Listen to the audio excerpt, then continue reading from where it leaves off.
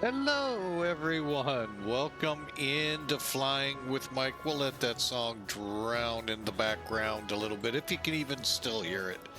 Hey, welcome in. Today we're flying with Sim Air Force. iCrew.simairforce, one word, .com. iCrew.simairforce.com.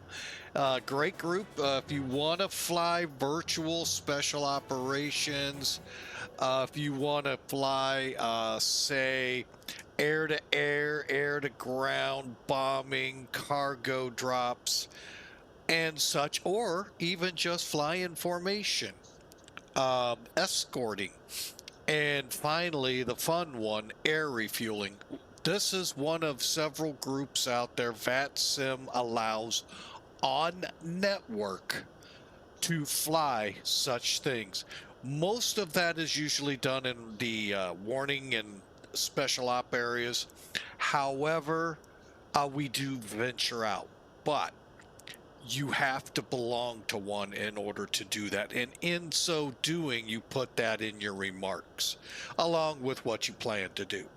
That way the controllers know, one, you understand what VATSIM's rules are about engagements, and two, you're up there to have fun.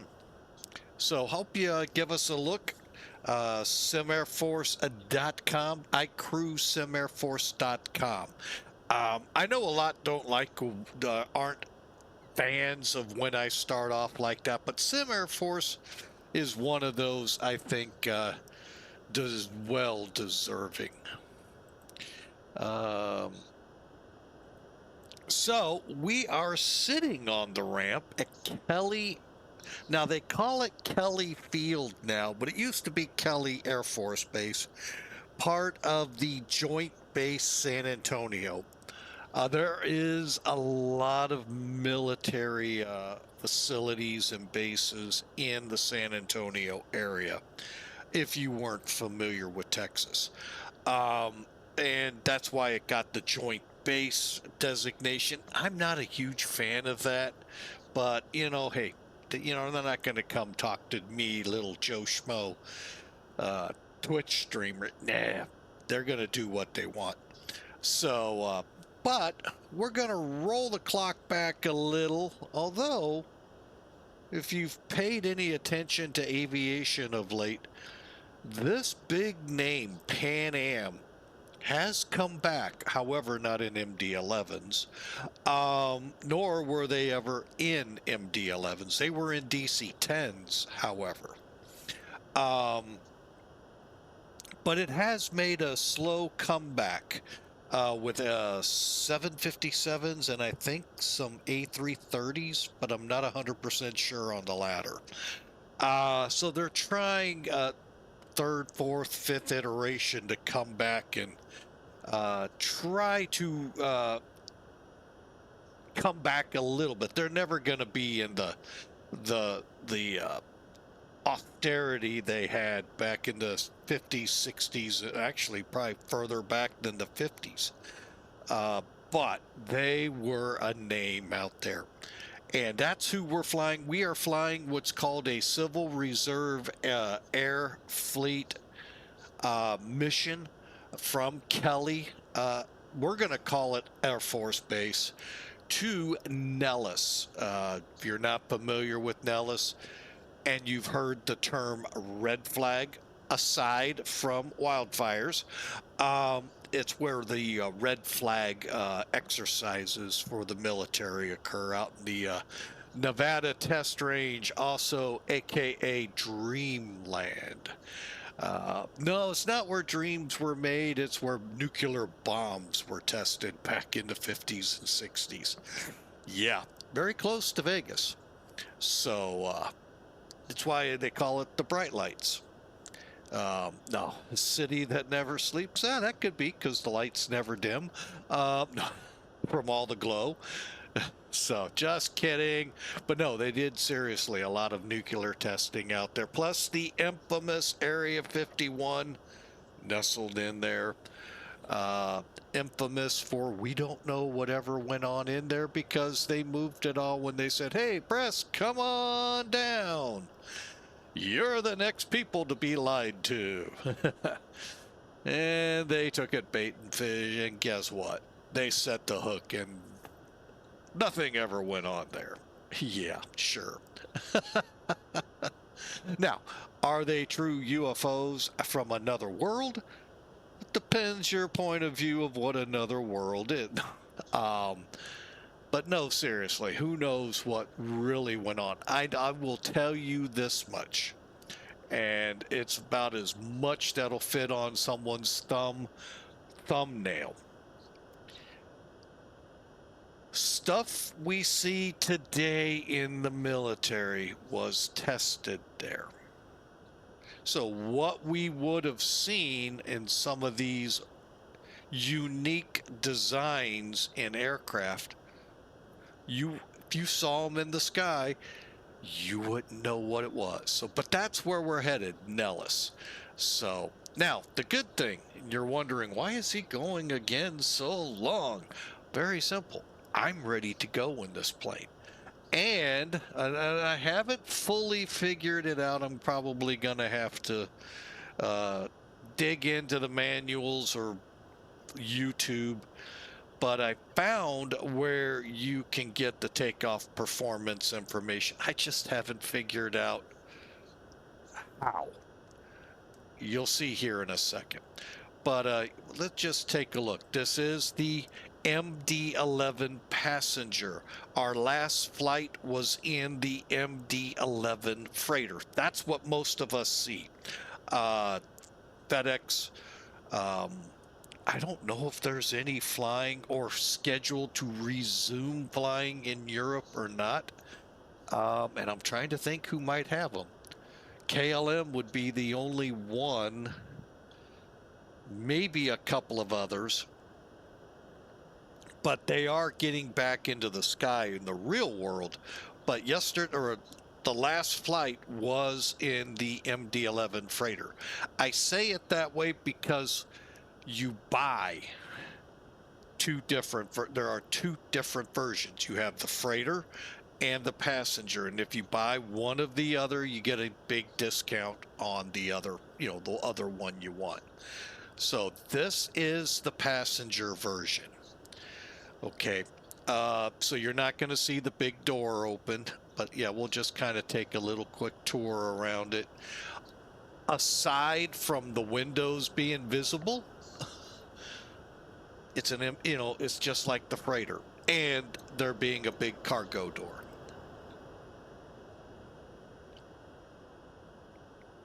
All right. So, and that big cargo door is like right in here.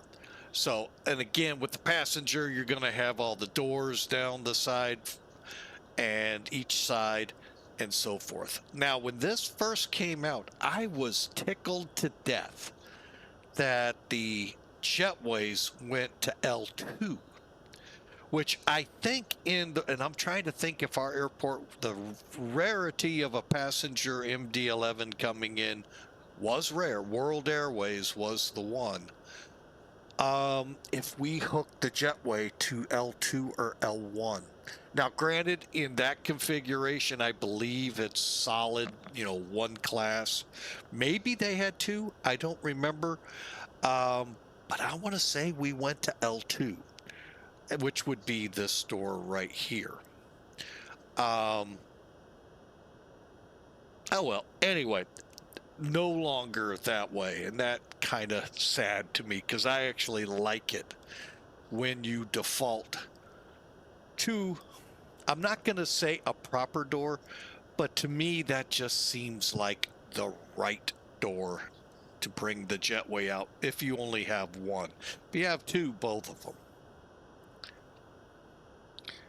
All right, so you all ready to fly? All right, let's do some work here. Hang on a second.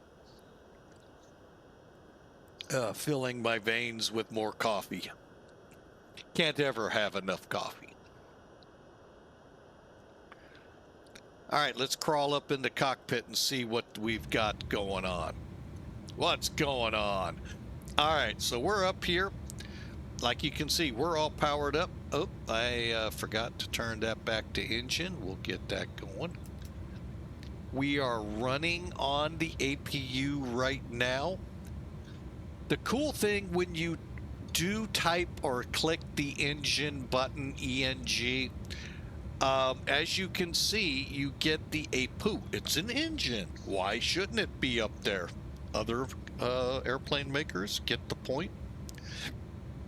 I think that was a really neat idea.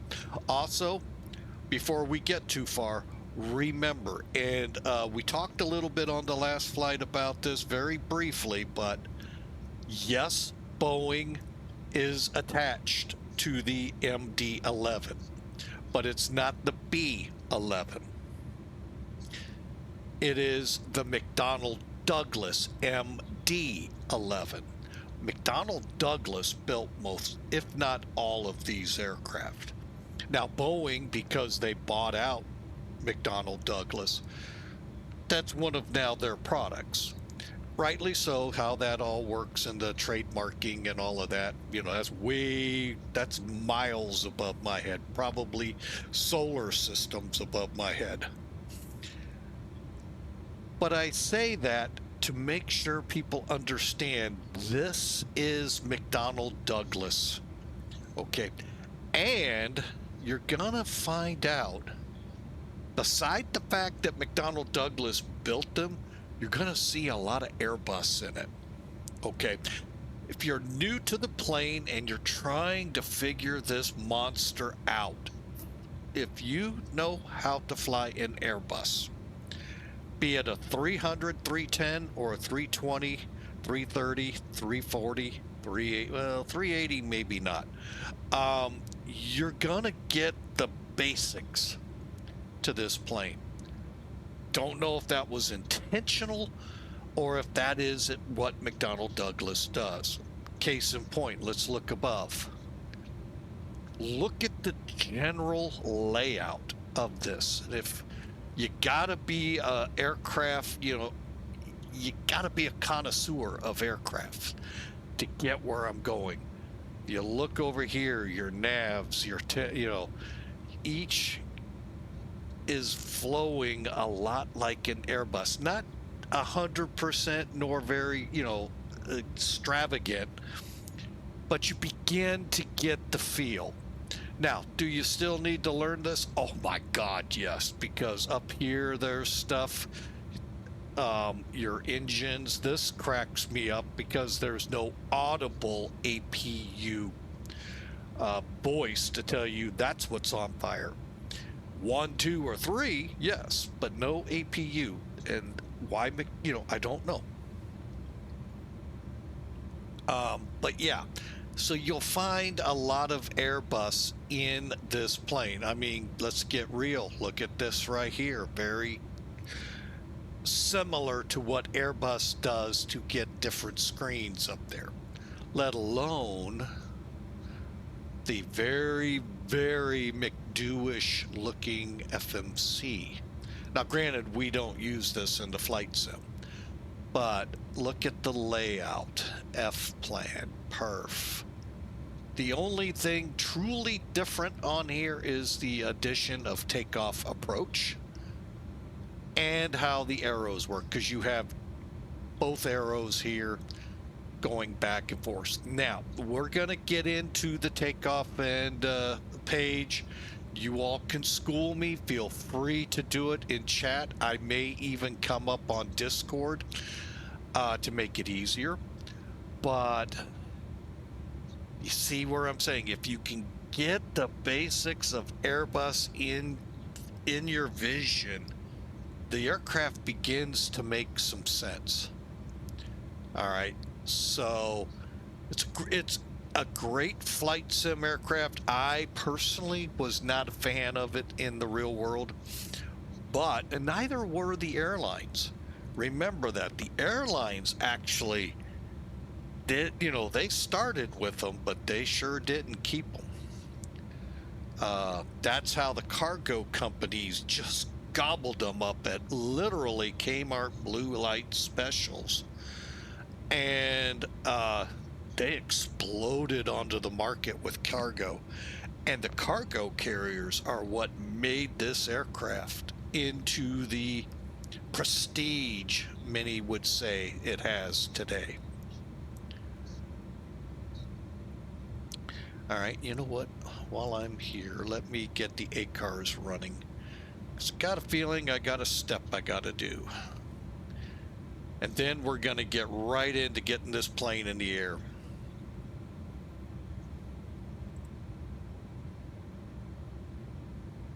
Had a feeling.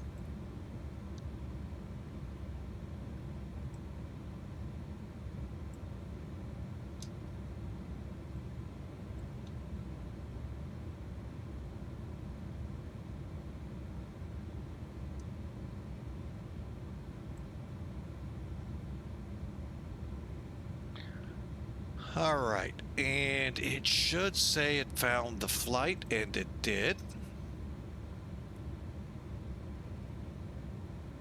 Okay, so we are up on ACARS, and as you all know, one more second needed while I verify at the site.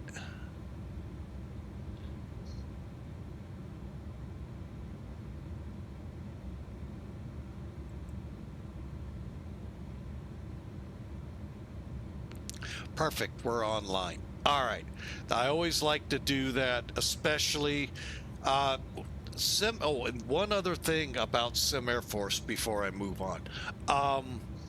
All the flights have to be flown on VATSIM. And you may go, but why? It's a VATSIM special operation group. Keyword in the beginning, VATSIM. Look at it this way.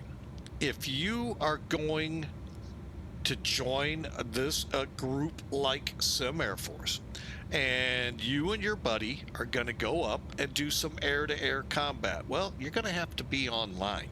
Now, you can do multiplayer in the other sim, yes, but that's all you're going to see.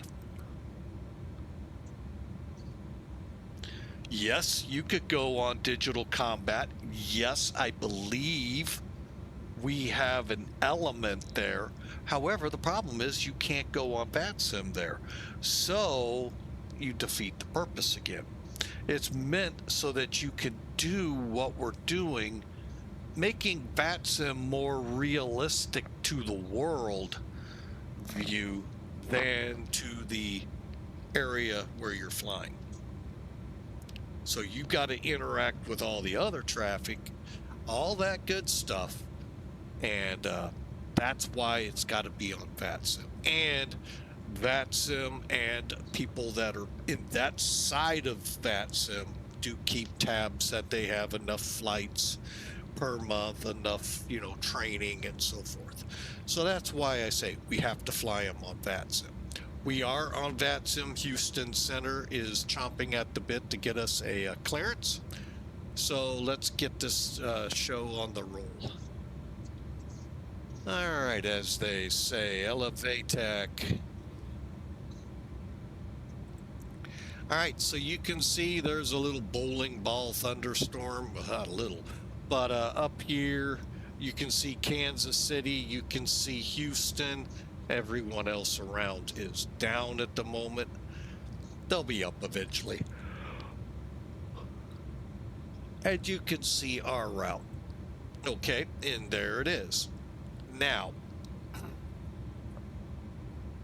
let's get into the basics of the flight first. Again, some of these numbers let's take with a little bit of a grain of salt.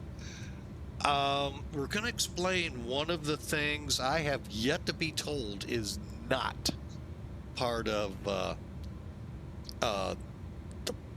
rotate MD-11s. We'll get to that right after this. 38,950 pounds of payload is actually higher, so the zero fuel weight's a little higher. However, we're going to run with the same block fuel. All right, so you can see what we have planned. Actually, did Houston just go down? No, they didn't. I'm sorry. That green line sometimes is so hard to tell when you use one of the satellite imaged maps. Oh, it's one of those things, you know, you're just like, oh, really? So let's get into that. Over here is our EFB. Now, here's where you would think the takeoff performance would be. No. However, weight and balance is. There's our 205 people. However, we threw in about 3,900 pounds of cargo. Let me explain why. The rotate MD-11s require the takeoff CG right here between 30 and 31%. The load I had, the takeoff CG maxed at like 27, 28. We're not even there. Maybe 29. Close. But unfortunately not there. I have yet to be told that that requirement has been lifted. And the fact that the payload CG still exists here, I believe it's still in place. So the problem is you're not going to get 31%. Notice where takeoff CG is on the envelope. All the way to the back. Yeah. So I'm really hoping it has been lifted. We don't have to worry about it. We're just setting it so we get a feel for a different plane. But I don't know. Now, the freighter usually is not a problem, but the passenger plane can be. So, and that's because the actual operating weight, operating empty weight is a lot different because, well, you got seats, you got overheads, you got wall paneling, ceiling paneling, and a few other items on it, like lavs, galleys, and such, that aren't on the freighters. You know, most packages and boxes and stuff, they really don't need to be fed or sent to the bathroom. So you kind of get, you see where that difference in weight comes in. So that's the first thing we have to worry about anytime we load this plane, is the takeoff CG. 30 to 31. All right, then once you're here, now I would go to home. On the home page, you can put your SimBrief ID and or username. If Rotate is listening, I really wish you would find a way to make it where you can't read it. I don't think you that's personal data that shouldn't, I mean, is it life-threatening? Well, it could, I mean, not life-threatening, that's too exaggerated. Is it detrimental? No, probably not, but who knows? Could be, you know. So that's my only pet peeve along with this not knowing. But overall, this is great. Then you go to ground ops, you make sure your aircraft's set the way you want. And we're going to do request and a request. Okay, and request. I think I requested it. I haven't never used the load in this one. We saw the load in the last flight for the freighter where the little truck comes out and it loads the cans on. But I've never done the request here with the passenger. And again, the fuel truck, like last flight, the center here will go up to the plane. Matter of fact, I don't even know if that's our fuel truck. I'm actually not sure what all is going to happen with this. But anyway, one other thing about the EFB, in the weight and balance, you apply the weight and balance to the aircraft. So all of this is in the aircraft already. Then you should, I click this to apply it to the FMS. it saves 30 seconds to a minute in clicking to fill in open fields. Oh, the fuel truck disappeared. Oh no, there it is.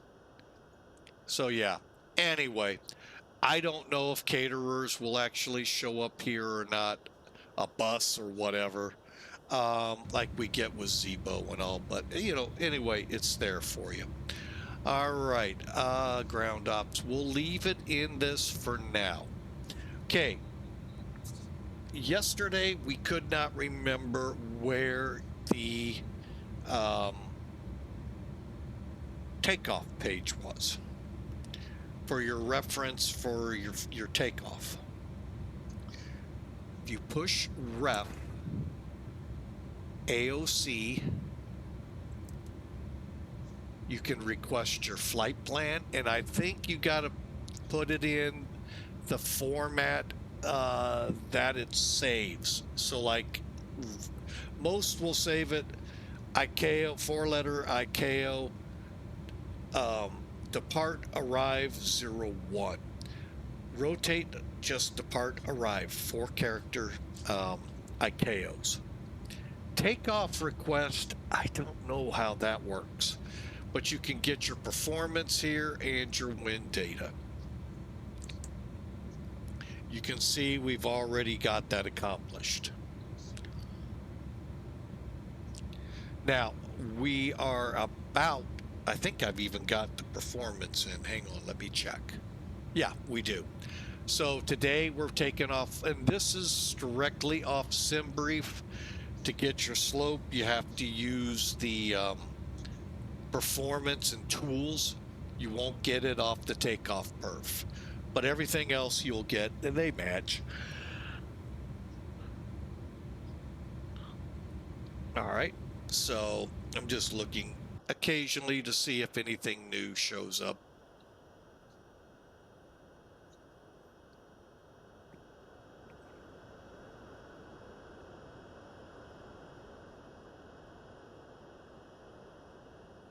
Fuel truck just kind of like hovering. All right, well, we're gonna button up.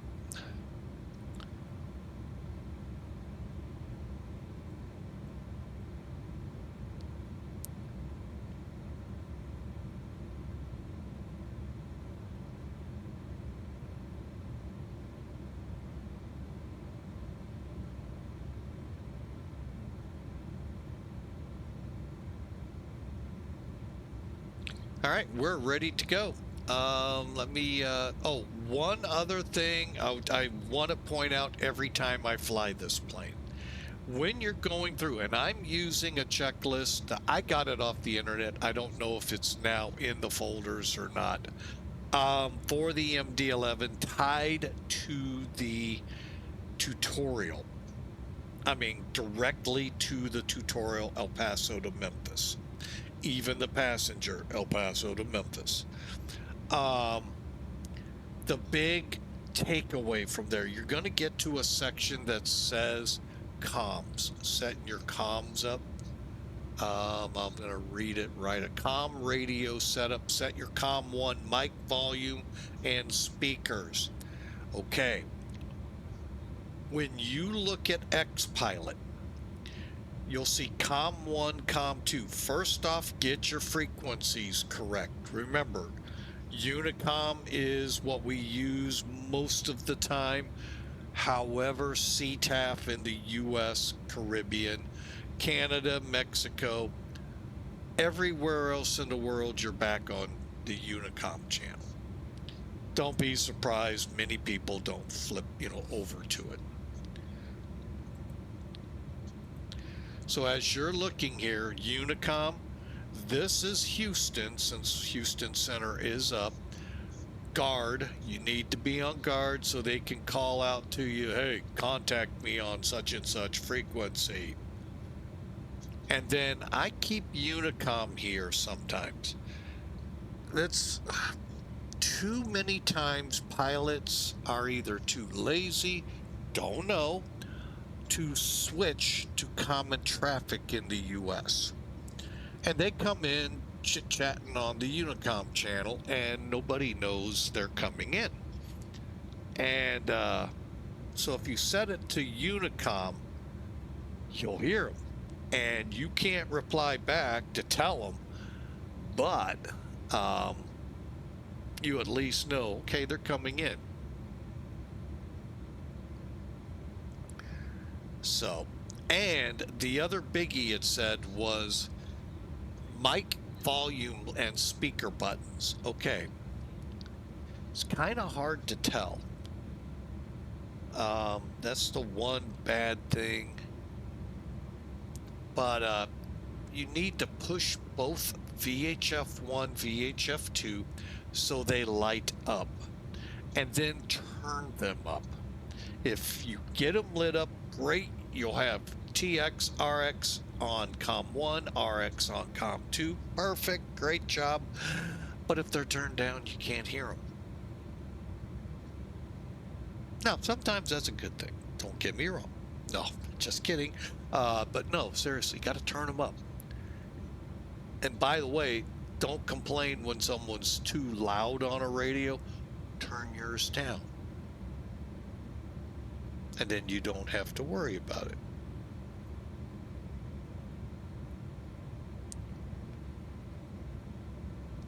I've heard that now too many times out there. I had to say that last part. It just annoys me. Turn the radio down. That's a feature we never had before 2020. And now we do. So turn them down, or at worst, turn them down in your headset or on your computer, depending how you fly. Okay, so with that, let's take a look outside. All that we have left to do is pull that staircase. And of course, pull the chocks. We'll hold on that for now. All right, let's get over to Houston Center and find out what he wants me to do. Now, real quick on the briefing here, we're going to be flying the Alice, which basically is you take off runway heading or whatever he tells us, and he'll vector us to either Triva or Tatar, and then we'll fly it to Alice, and then climb to whatever altitude he tells us. You know, basically we're on his dime. All right, so let's flip that in. Also, with regard to X-Pilot, make sure you set your transponder from standby to either Xponder or one of the TAs. Okay, that way you won't get a controller telling you need to be squawking mode C. Come on. No, they're not that mean most of the time. 1667 Houston, hello, climb, potable 33.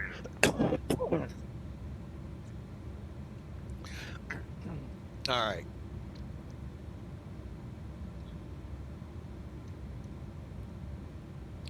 Oh, I don't think we have an ATIS. That is a negatory. Let me just check one other source. San Antonio, not us. Okay. Houston Center, reach 5018 at Kelly Field. Request clearance to Nellis Air Force Base. Reaching 5018, you're clear to the Nellis Air Force Base. Alice 7 departure. Alice has filed. Climb maintain 5000. Expect flight level 400. 10 minutes after departure. Departure on this frequency is block 732. Okay, missed a couple things there, like the initial altitude and the whole squawk, but we're cleared Alice 7 to Alice, then is filed 40,000 and after 10. All we got on the squawk 732. Reach 5018, clear to the Nellis Air Force Base. Alice 7 departure. Alice as filed. Climb and maintain 5000. Departure this frequency, squawk 7326. 14.4.26. Okay. All right. Alice 7 departure. Alice, as filed, 5,000 initial, 40,000 final, and 7326 in the box. Departure with you, and we're ready to start. H5018, read back correct. Runway 16 for departure. Advise ready to taxi. We'll let you know when we're ready to taxi. Reach 5018. All right, and it's that simple sometimes, folks. Sometimes you miss things. Let's get that 5,000 in here. Delta 865, contact Atlanta Center, 132.907. Okay. And most important, get that squawk in there, 7326. 1667, direct guard. Okay, radar off. All right, let's think about cranking them up. Atlanta, 132.907. Okay, there's no pushback, so we just fire up. So we're going to get rid of the chocks. And let's do it. Yeah, call it twice. Contact Atlanta, 132.907. Good day.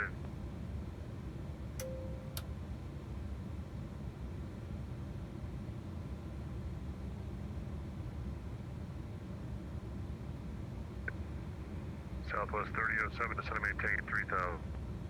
Descend and maintain 3,000. All right, start check. No smoking is on auto. Seatbelts on, beacons on, emergency lights to arm, power armed, doors closed.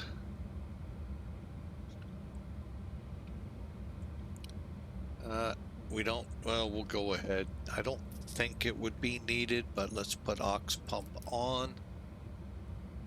Transponder on exponder, ignition, and APU air is on. Let's start them up.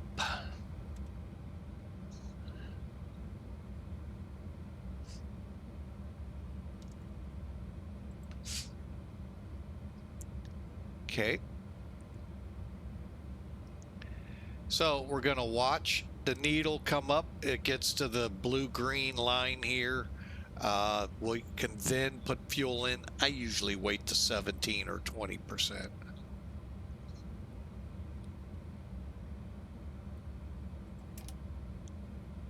And there she goes. See if we get this thing going right today. We had a rough time with it on the last flight.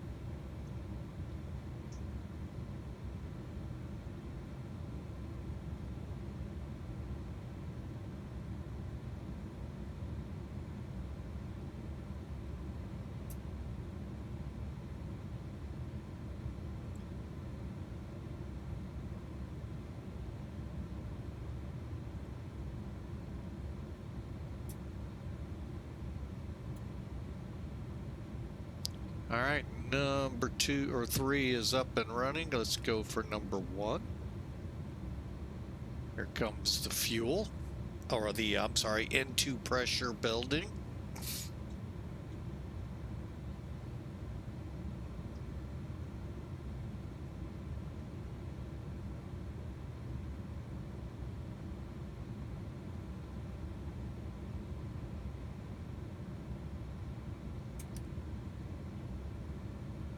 Away it goes.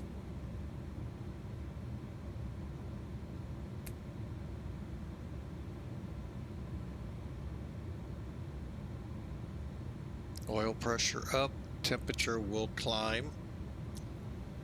All right, everything looks good so far.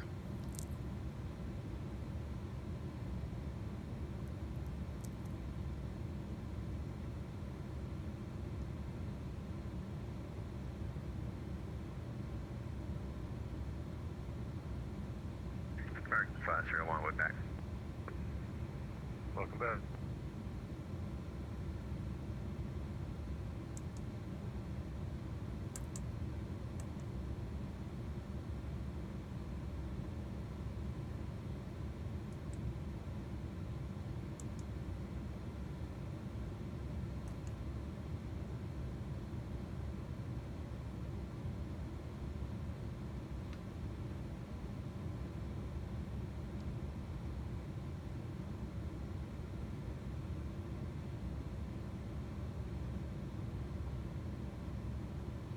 Okay, and number 2.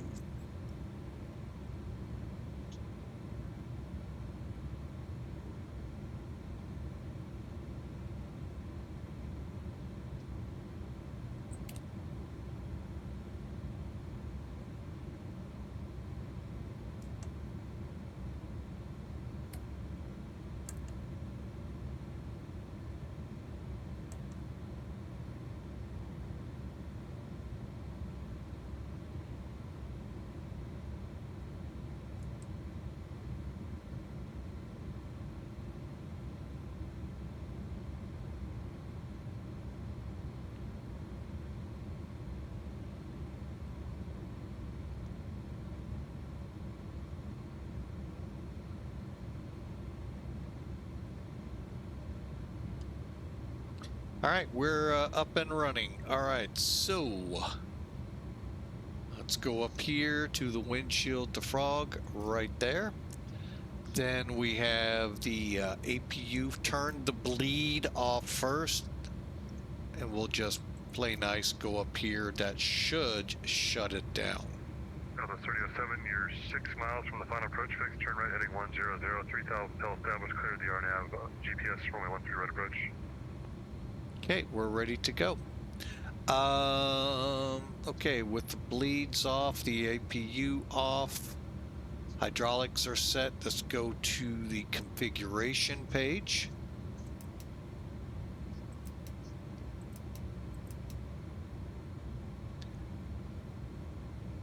And set our trim. And our trim for today is 4.9.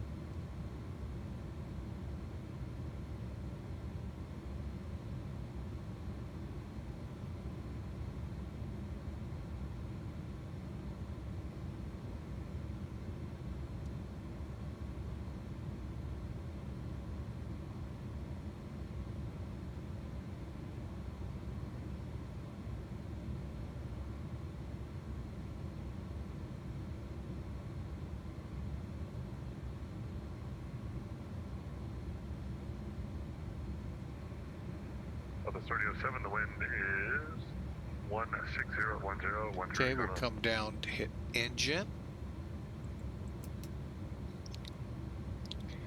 And the APU appears to be off. It is. And it is. Okay. Cabin reports ready. Takeoff data. We're going to confirm this several times. Let's make sure. 135, 136, 152, they match. Okay. Flaps 15. Spoilers armed. Reach.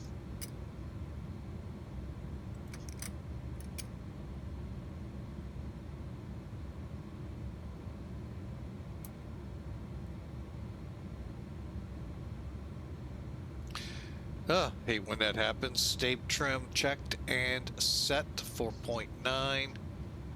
Auto brake takeoff.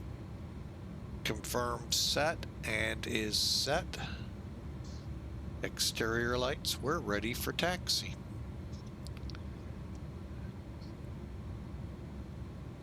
Houston Center, reach 5018, ready to taxi 16 at Kelly Field.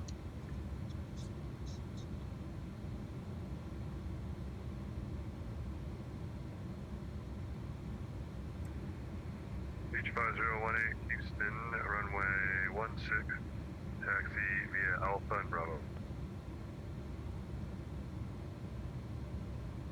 Alpha Bravo to runway 16, reach 5018, thanks.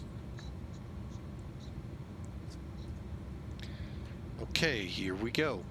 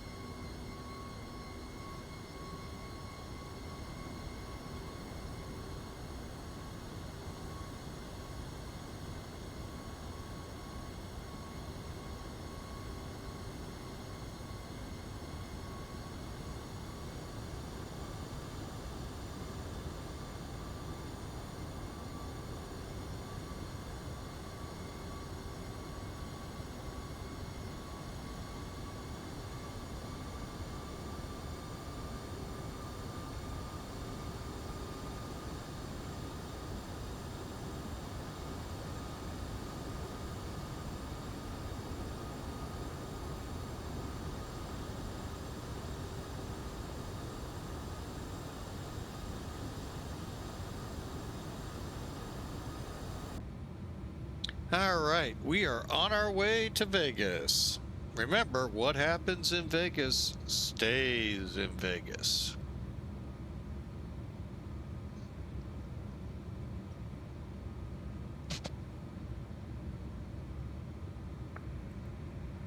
Out of 222 descend via the link 1 arrival to Houston altimeter is 2997.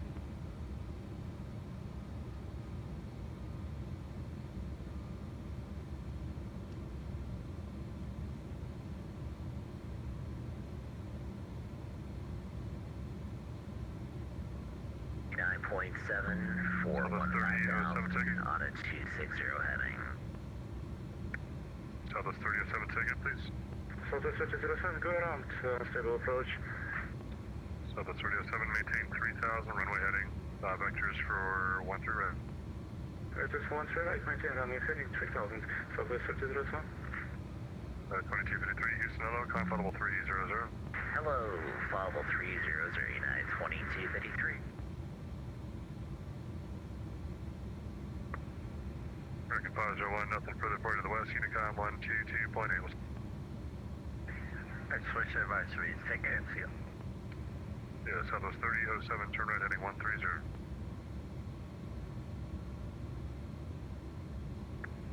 Aruba 2687, proceed direct to Kearns, Kilo Echo, Romeo, November Sierra, descend and maintain 7000.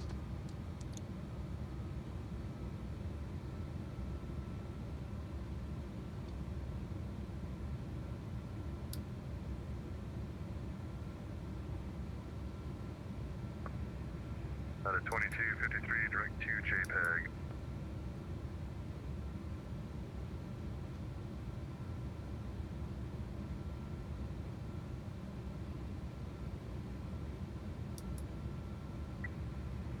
Start wing 1667, Atlanta Center 13297.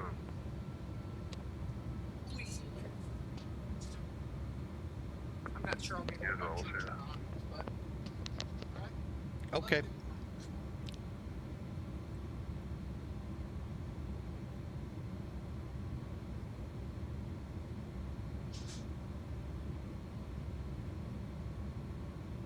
Center Southwest 4468. My clear to descend on the Bay 5 arrival. I'm sorry, I descend via the Bay 5 arrival, Houston altimeter 2997, or correction, 2987. Descend Bay 5, 2987, thanks, 4468.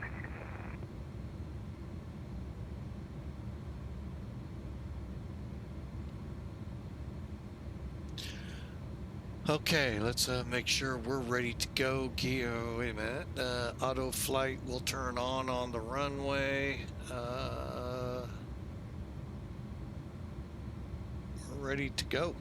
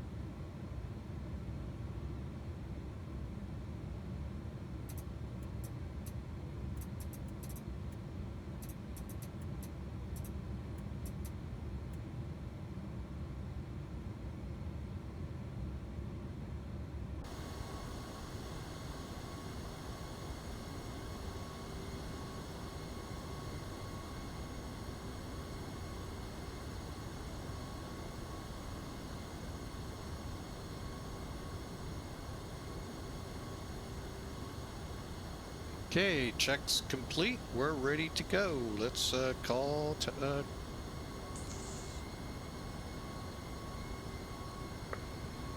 307, turn right heading 310.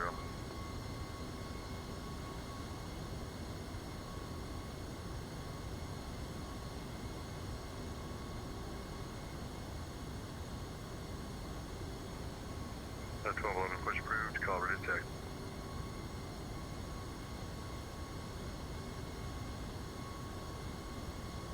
and Houston Center, reach 5018 at Kelly Field, ready for takeoff.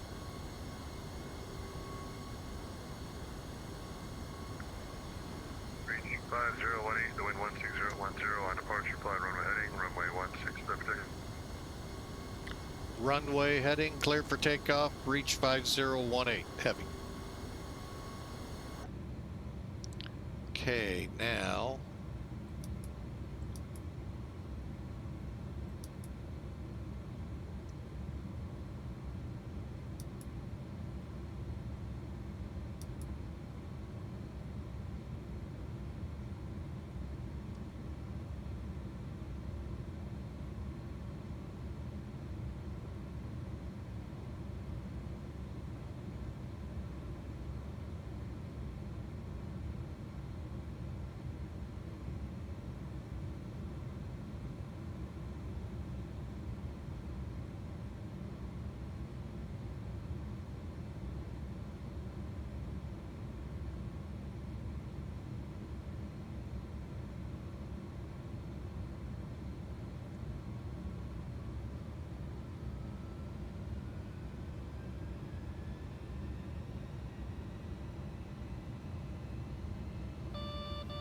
Boiler.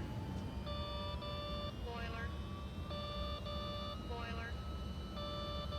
Boiler.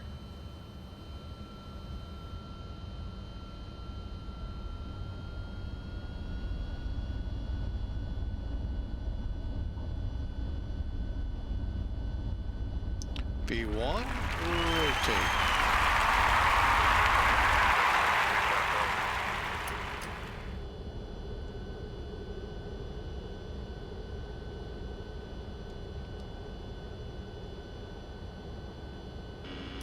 Stabilizer motion.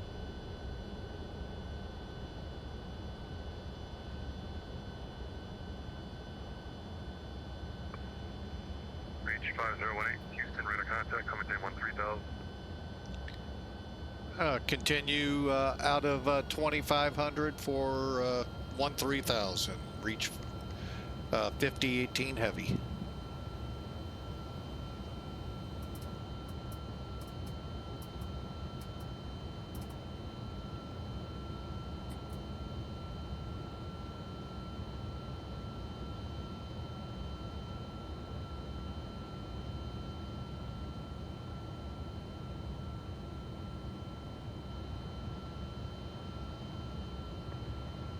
Reach 5018, turn left heading 330. Left turn 330. Oop, I went to the right. Stand by. We'll get her going left. Reach 5018.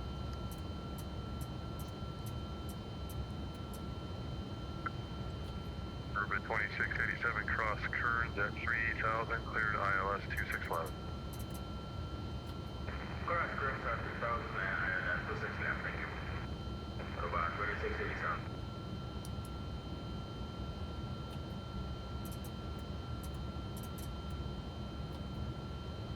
Okay, why aren't you turning?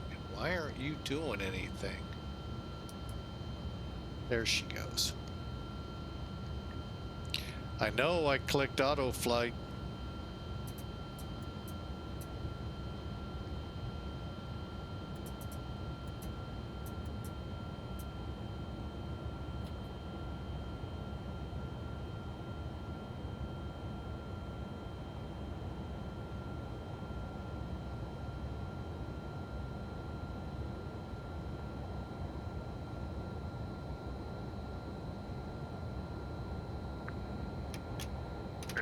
If you're looking for a radio check, you can do this on your own. If you need something, just call. If it doesn't work, then you won't get an answer.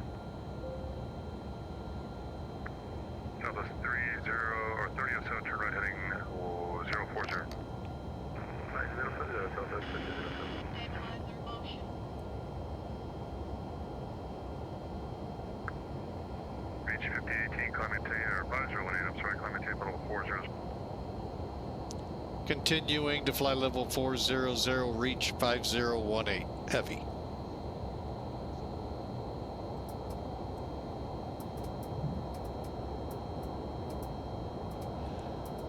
All right, continue back down there. Stabilizer motion.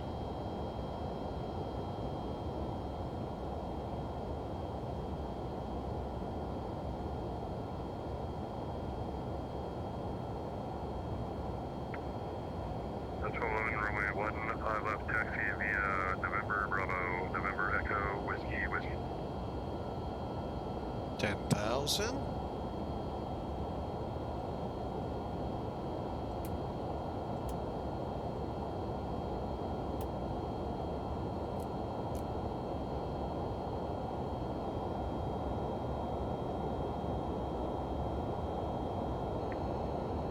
Southwest 4468, clan, the RNAV 13 right.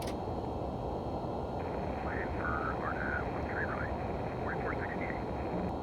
Southwest 3007, 6 miles from Rice, turn right heading 100, 3000, hill established on the final approach course, clear the RNAV 13 right approach.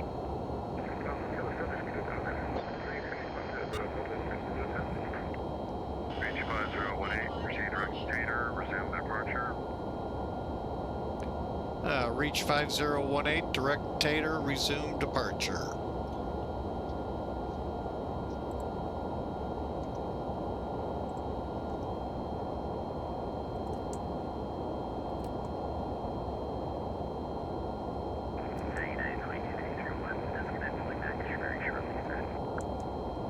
That's good, right?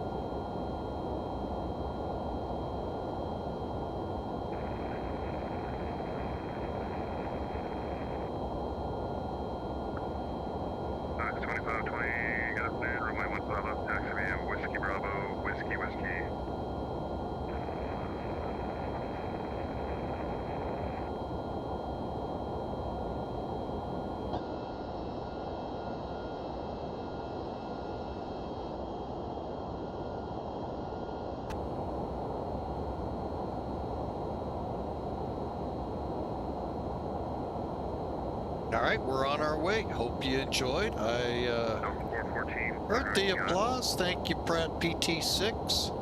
And we're on our way. Still a little shaky. 4 to 14, guns, curve, Delta 414.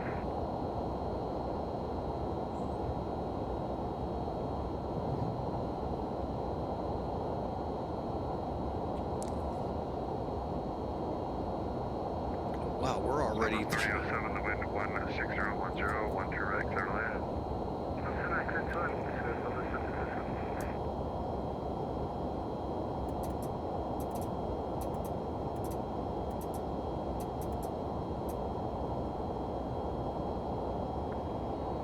At 222, clear direct turns, set to maintain 7,000. Clear direct turns are now 7,000, so. 2687, wind is 16011, runway 26 left, clear to land.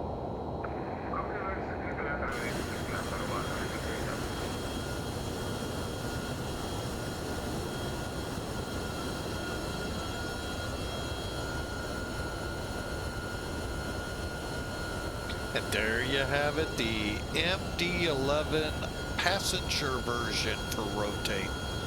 Heading out of San Antonio for Vegas, is to be specific, Nellis.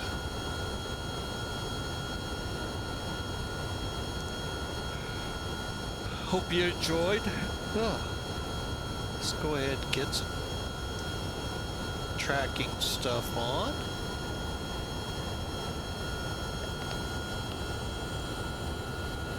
Alright, looks like we got a couple hours to go as we begin joining our departure. 1211, the wind is 16011, RFS 151, clear for takeoff.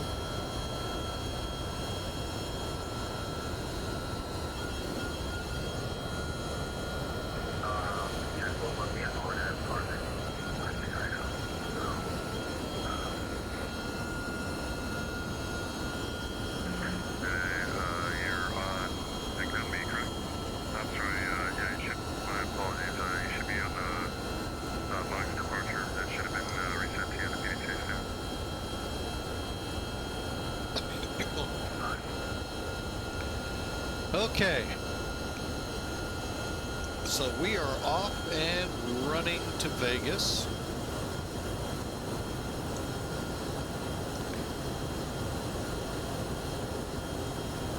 Let me see what, if any, weather is in the area. Reprogram the box 4 Lake Charles, if they're leaning to the west, you got a box, nothing heavy.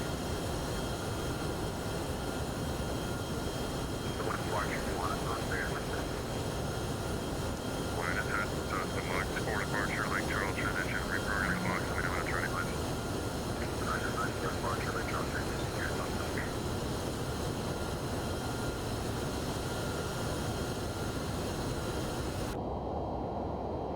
Southwest 3007, left turn enable, join Charlie, cross runway 4, departure, we'll see you.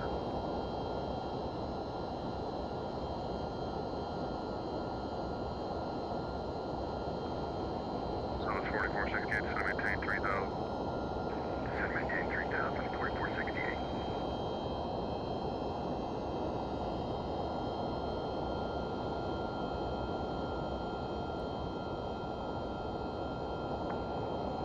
Southwest 3007, join Charlie, cross runway 4, and parking this frequency.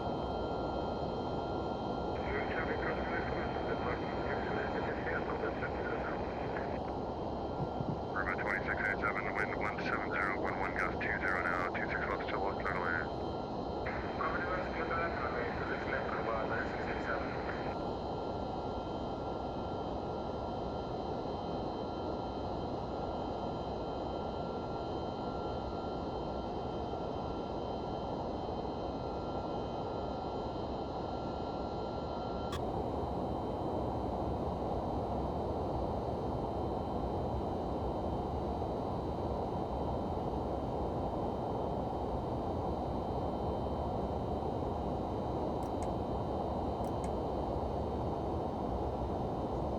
Alright, we just increased the range on the nav display so we could see a little further upstream. There's no weather out here, folks.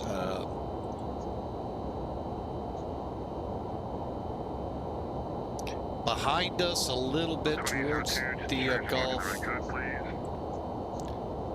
up to Dallas, north of it, there's some. After that, it gets kind of sparse.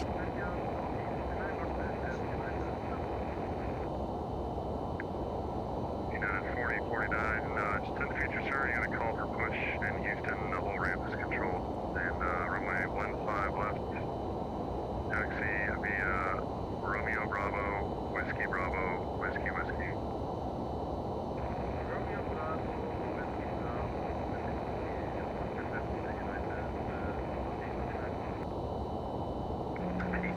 Southwest 4468, turn right heading 030, correction 040.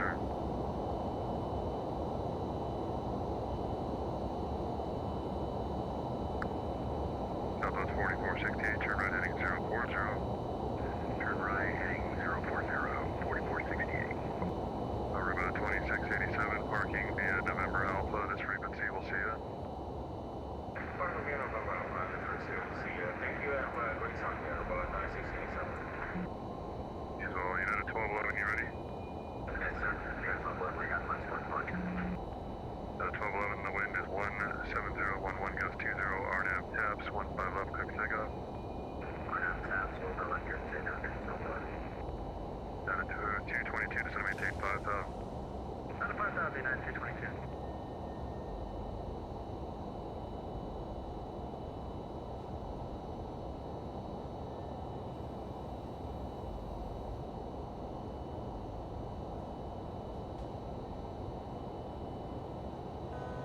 Altitude. All right, we are just about 400. Man, Southwest 4468, continue the right turn heading 100, join the 13 right, final approach course. Continue right, 010. looks like we got just shy of 2 hours to Nellis. I hope you enjoy the flight. 100.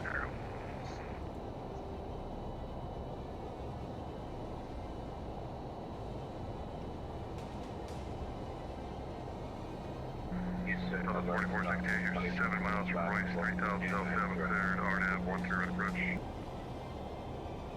Cleared for 13 right, RNAV, join. 4468. Next 2520, runway 15 up, line of away. Target base, almost 262 footage. Those 263 Houston, hello, radar contact 320. Houston, hello, Southwest 2814, flight level 3005, first station. South 2014 Houston, hello, radar contact.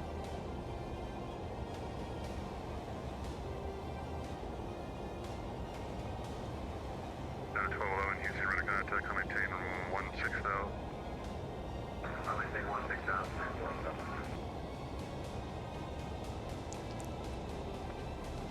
Next 2520, the wind is 170 at 11, gust 20, turn right, heading 330, 15 up there, 4 takeoff.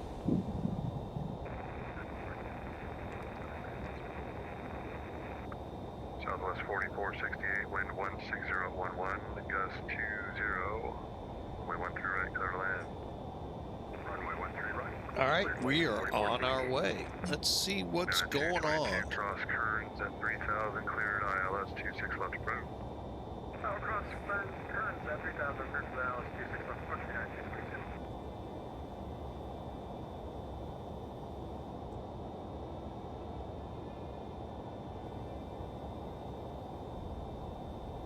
We're in the gate, Houston, number 2687, for a good time. Thank you for the ATC service. Have a good one, see ya.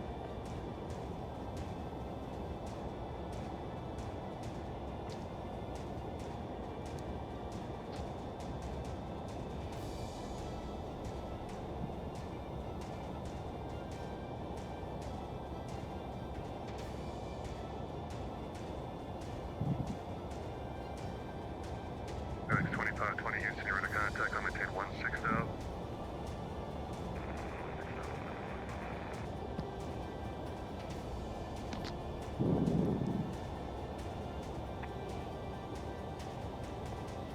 All right, we're over Junction, JCT, and we are headed now towards Las Vegas. Red 6007, departure from the ramp will be at your own risk. And southbound departure approved. You're clear for takeoff.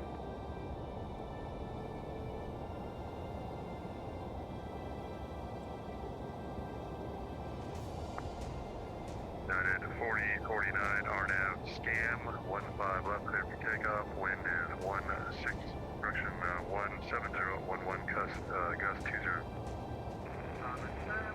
Bit on the windy side around here. All right, let's get into cruise.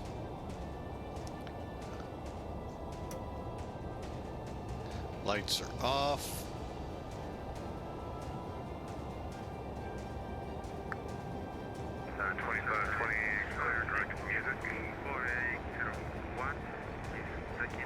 runway 1 to departing. FedEx 2520, clear direct music.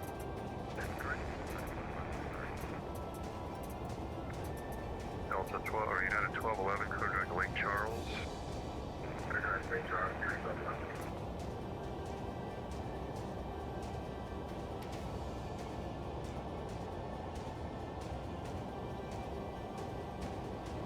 FedEx 2520, climb flight level 330. Southwest 2014, descend via the Kids 5 arrival, Houston altimeter 29er88. Sunday, they said, Southwest 2014.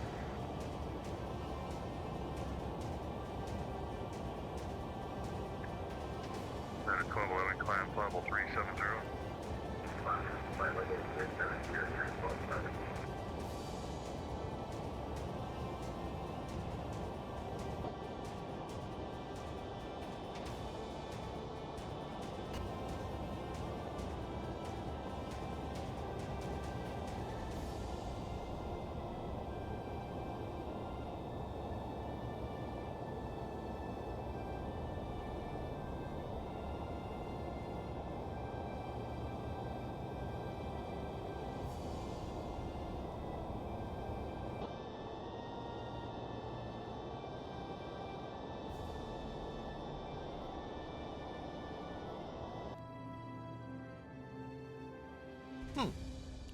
Wide row. I ought to put your gear up. I don't know if he's what's going on, but That's 4468, welcome to Hobby, left turn, join Charlie, cross runway 4 to parking. We'll Join Charlie, taxi to parking on Charlie. United 4049, Houston, you're under contact, climb maintain 16,000, the altimeter is 298. 997 and up to 16,000. It's Center, good afternoon. Citation 798 Lima Golf on the ground at 5 Charlie 1. Lane to pit 5, park 2 Telly Road.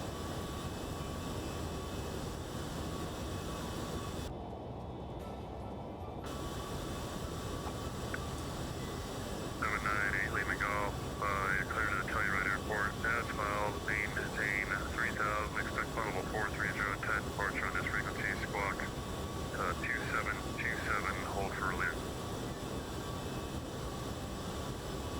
I could Telluride as filed, maintain 3000, expect 430, 10 minutes after departure, departure frequency, this frequency, squawk 2727, hold for release, citation 798 Lima Golf. Reback correct, call me short and roll. Reback correct, hold on short of runway for Lima Golf.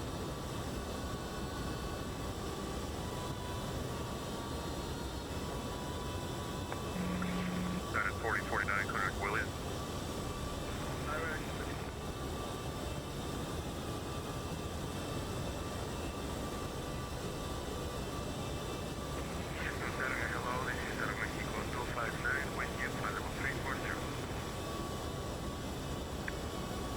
Mexico 259, Houston, Windia, radar contact 340.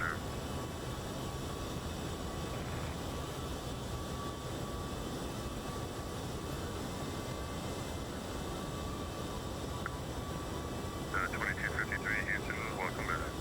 Thank you very much. You're back just out of D65. And you're descending here. 2253 is confirm you're descending here. I know we're climbing up to 30 still, so we have not been cleared to descend via yet. Do you want us to do that, sir? 2253, yes. Descend via the link 1 arrival. The Houston altimeter is 2988. 2988, and we'll descend via the link 1, United 2253.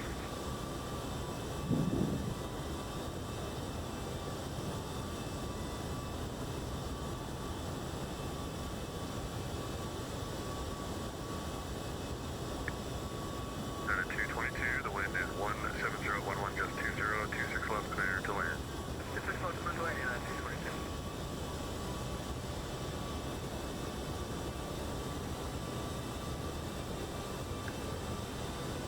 5018, nothing further for you to the west, Unicom 122 plan.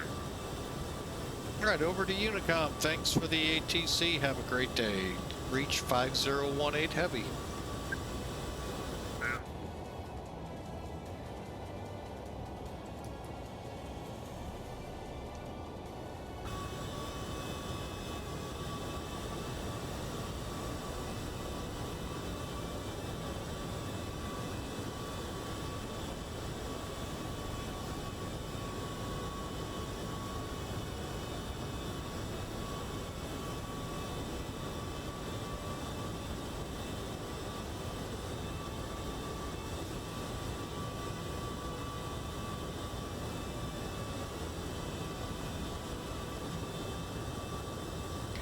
All right, we have cleared. Well, we're not out of Houston airspace just quite yet. Hang on a second. You can see our green dot here. Hang on VATSIM radar. But in all real, there isn't going to be much to worry about. Oh, I see where our Dash 8 came from. He is going from Midland over to McKinney. Huh, interesting. But anyway, so you get an idea of what we have here. The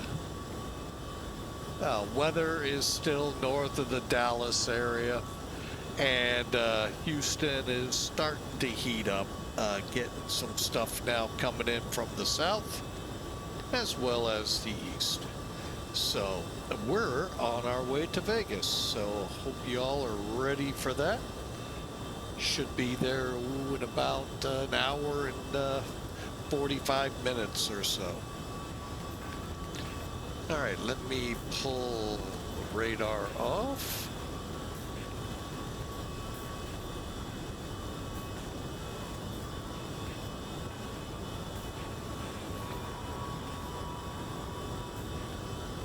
Give a better position for it, and hope you all enjoy the flight. Thanks for flying with Mike today. We have had a great time. We had a little learning there on takeoff, but I don't get it why you got to click that auto flight 2 or 3 times to get it to do it. So, but anyway, it worked out. All I have to say is thank God it wasn't an RNAV to such and such fix. Oh, we would have been in trouble. So sit back, relax, enjoy a nice lazy Sunday departure, and we'll see you in a few.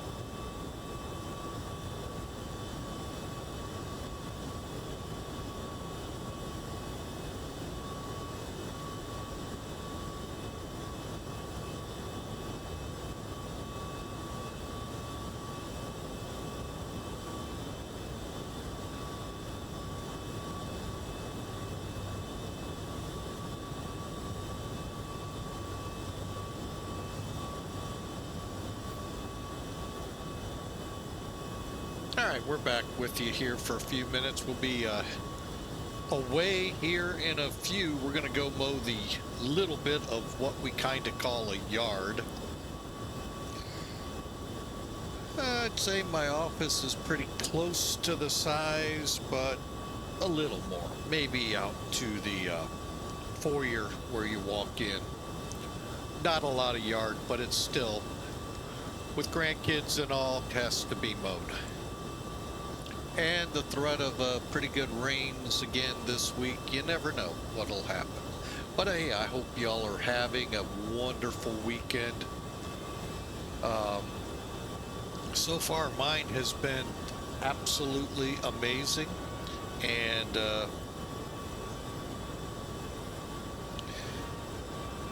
wish it wouldn't end, like everyone.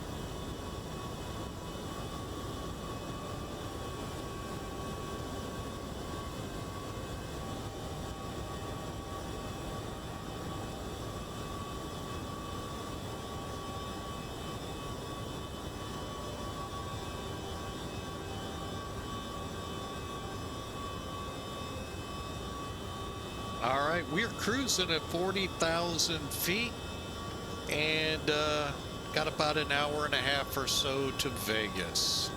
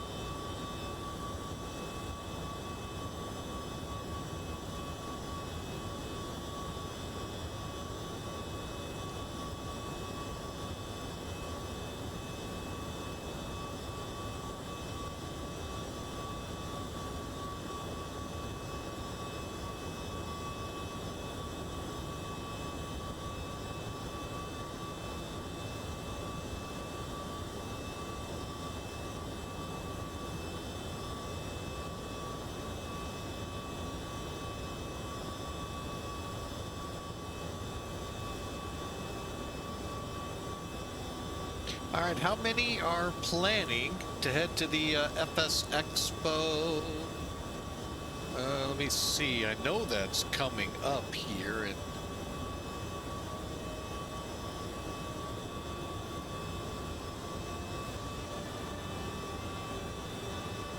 oh, that this week?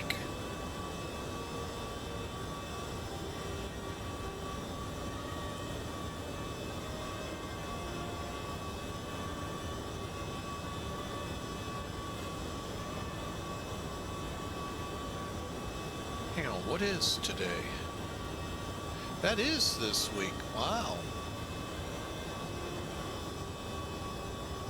So how many of you plan to head to St. Paul, Minnesota? Unfortunately, I will not be able to attend. Compliments. Well, you know, we got to work. So, and an 8-hour drive up to turn around and do 8 hours back is just no thank you. I do that enough at work. I don't drive 8 hours to a point. I drive 8 hours in a day. You get up and do it again the next. So, but I hope you enjoy. It's a shame because that's one of the closest destinations for it that I know of. It may have been closer a couple of years ago, but I hope you all get out and enjoy it. Like I said, it's up in Minneapolis, St. Paul to be exact. So obviously, if you're flying in, you're going into Delta Land at Minneapolis St. Paul International. So I hope you enjoy. We will be streaming next Saturday as well. Unless something comes up, that's our game plan every week, is Saturdays. So don't know yet what we're gonna do. I kind of use that as a little bit of distracting my mind off of what's going on the highway around me, just to keep sanity, because it's insanity on the highways. You all know that. I don't need to tell you that. So all right, and if you weren't here in the beginning of the stream, we are flying for Simulated Air Force, U.S. Air Force. You can find them at icrew.simairforce. SimAirForce is one word, .com. And I'd love to have you aboard. In order to fly on VATSIM military missions, if that's something you're interested in, again, keyword on VATSIM, check us out. You got to be part of a virtual special operation group. We're one of a few out there, and it enables you to do air-to-air refueling, air combat, air-ground combat, formation flying. But you got to put that in your remarks, what you're going to do, where you're going to do it, and who you are with. So controllers know you're part of a virtual group. Special operations group. Most of that will take place in most of the military areas out there anyway, but in case it's not, that's what it's there for, and how to assume separation control by the military as well. So we have to show you that and also help you understand shooting down tubs like this, how frowned upon it really is. Ooh, that's a nice picture. But yeah, check us out, icrew.simairforce.com. And again, Sim Air Force in there is one word. Love to see you aboard.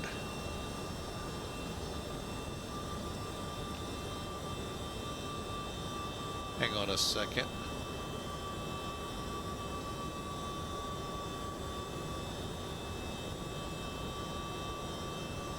Getting stuff done. Hey, Hawker, welcome in.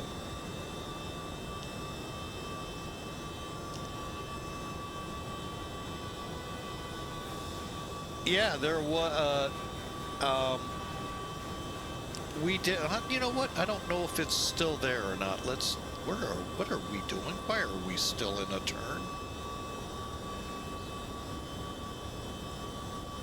Oh, okay. Let's see. We may be out of range. Yeah, we are. But yeah, back while we were back in Houston, I forget which airport it was on the ground. I thought you'd like that picture. So, speaking of getting stuff done, now is a good time for me to sneak away for about 15-20 minutes, get my little idea of a yard done. Thank God I don't have the yard to do. Compliments of the HOA. But I do have a little area I am responsible for, so I'll be right back. Enjoy.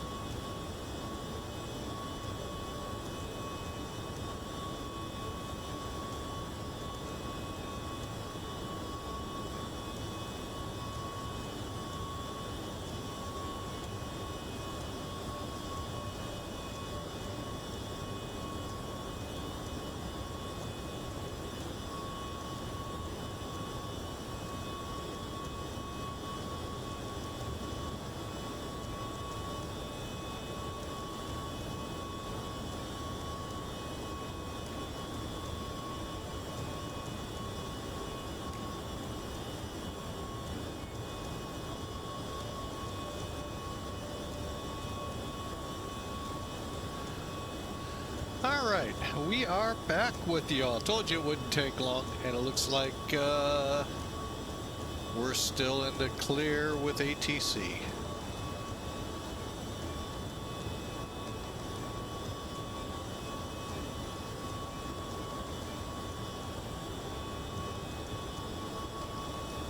All right, but it looks like Denver and Salt Lake have come up. LA or San Diego approach, and Houston has gone offline.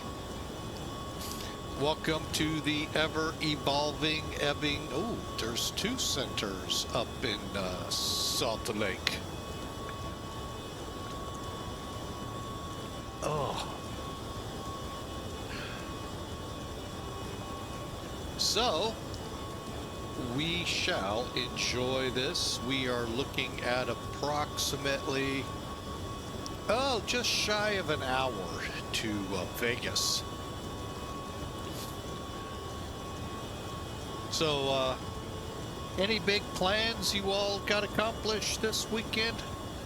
Feel free to share them in the chat. We had some chat yesterday with Desktop Pilot Society, and some things I could do to spruce things up around here, and I will look into them, trust me. The big thing, and I know some people would love to see my face actually, for you think I'm that, what I ought to do is put my face on there with a fence and just see my eyeballs like on Tool Time. Home Improvement was the actual name. That would be funny. Possibilities.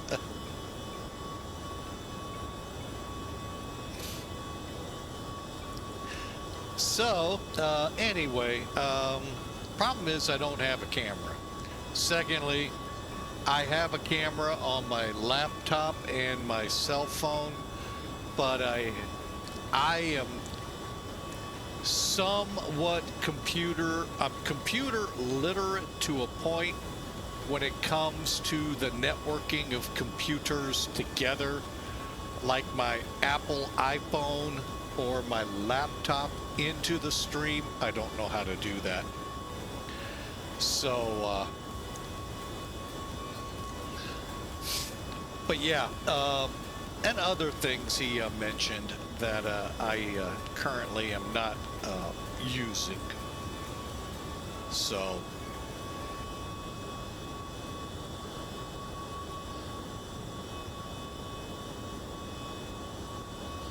take a look here.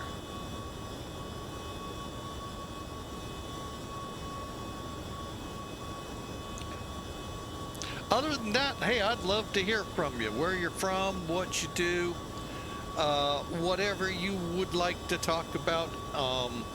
I mentioned this earlier, last week's streams,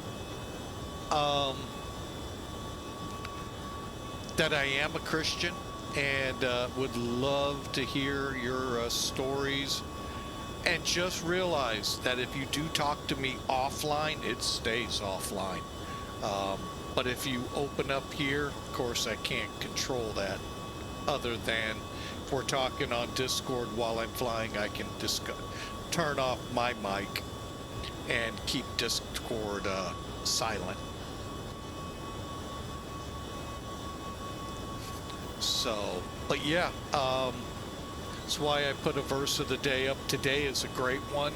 If you declare with your mouth Jesus is Lord, believe it with all your strength, might, and soul, and believe in your heart that God raised him from the dead, yes, you will be saved. Many ask me, saved from what? Well, there will be a time when we face God. Whether you believe there's a God or not, you will face him one day and account. And if you don't have the blood of Jesus Christ on you, that trial may not go well. With Jesus, with the belief that he died on that cross for your sins. That's hard to believe, I know, but he died on that cross. That's what he came for 2,000 years ago. Not only to atone for our sins in the future of that date, but for those that had already passed and for the present day. That's an amazing thing when you think about that. That's what he came to do. And how painful, what he went through for us. Still mind-boggling. And at one point in his ministries, his disciples said, well, why don't you call the angels down and smite, wipe out this city? You know, Jesus at any time could have called legions, thousands of legions down upon us. But no, the plan was he would die on a cross for our sins. And 2,000 years ago, that's exactly what he did. You just have to acknowledge it, believe it with all your heart, soul, might, strength, that God then raised him out of the grave, and you too will be saved. Folks, we're all condemned, every single one of us, but if we're washed with the blood of Christ when we stand before God, we'll be counted as saved.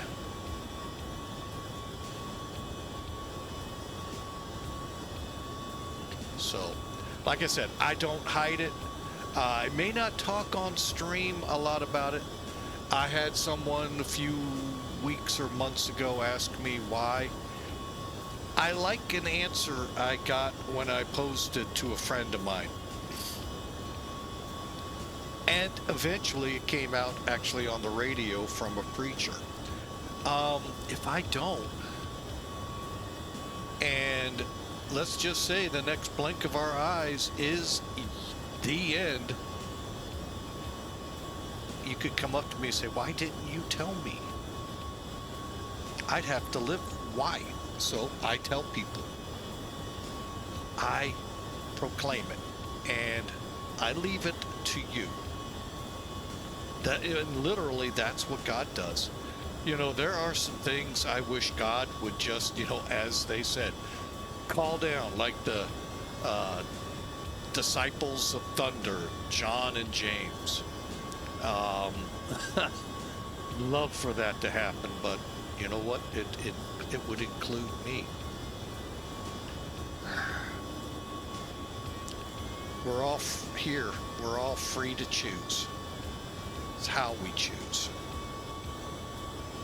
I choose life, not what sin offers, death. Not to say I don't sin. Lord knows, we all sin every day. I don't care how righteous you think you are, you're still human. Unless you don't bleed red, which I'm pretty sure your blood is red, you sin. You miss God's mark. And thank God we have a Savior in Jesus Christ. You may not like that it's proclaimed He's the only way to everlasting life. There are some absolutes in this world, and that's one of them.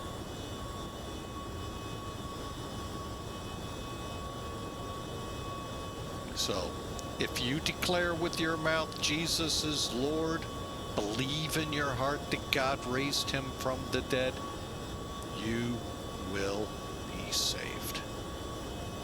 Romans 10:9.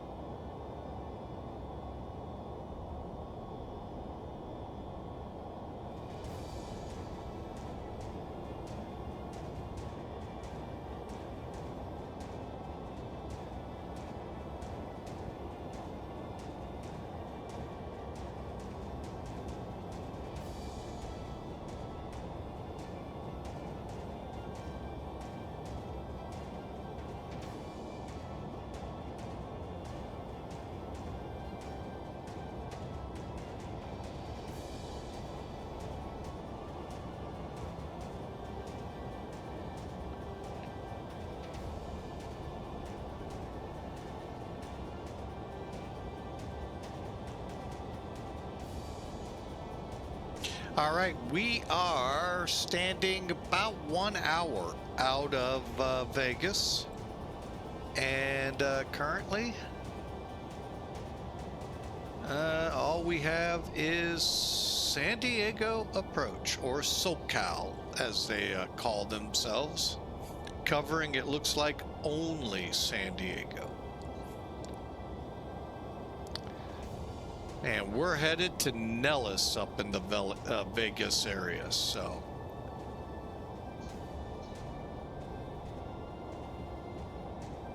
We'll start getting some traffic here soon. Actually, we may have an American close by. Let's find out. Ah, we do. Although, Air Moldova. Close. But a neat little, a better camera of some of the features you get with it. It's a free download. You can see the traffic instead of just on TCAS. So whatever's on TCAS, I'm not sure what online networks completely connect with a better camera. But if you're on, say, some kind of multiplayer channel, I think IVAO, may connect. You'll be able to see. It's really neat, and a few other things it has inside. But it's nice to see where it is. But the problem is where are you? That's the hard part, figuring that out. And we're out of range for a contrail. So let's get down here and get back. Let me see where he is relation to us. Way north, I think. Which one was it? 342. Yeah, he's north of us, so he'd be. Oh, and yeah, we got to make sure we look down.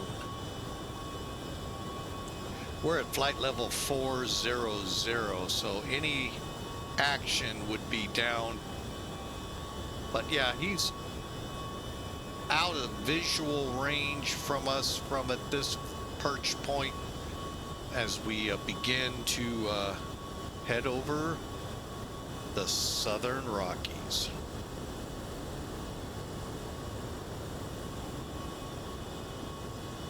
We'll be picking up another one here, maybe. They got to be within about 100 miles.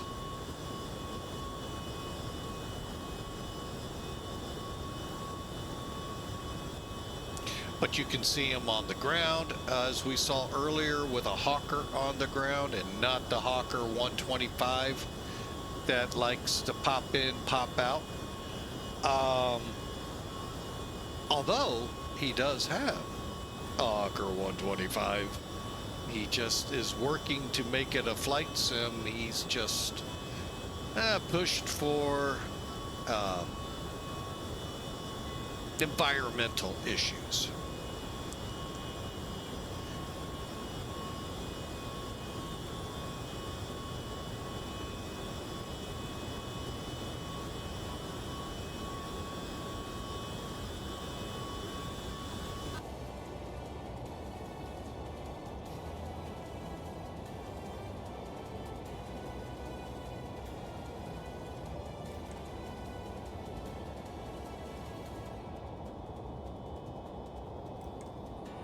I think TCS is Tucumcari.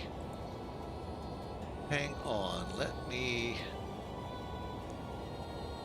Truth or consequences, okay. That means we just crossed Cannon Air Base, I believe. Home to many Osprey VSTOL aircraft.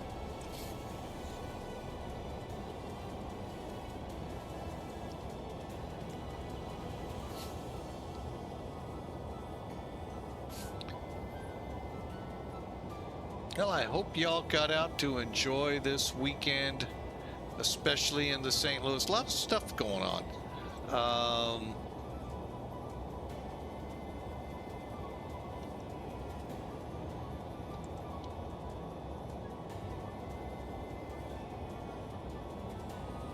All right, let me oh,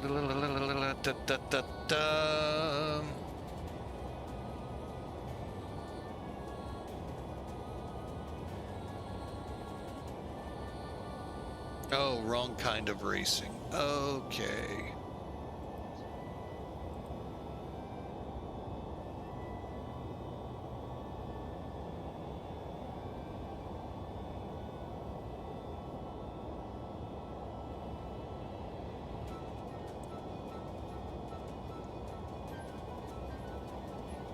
Ah, it's today the big race out at the track here in St. Louis for the Indy cars.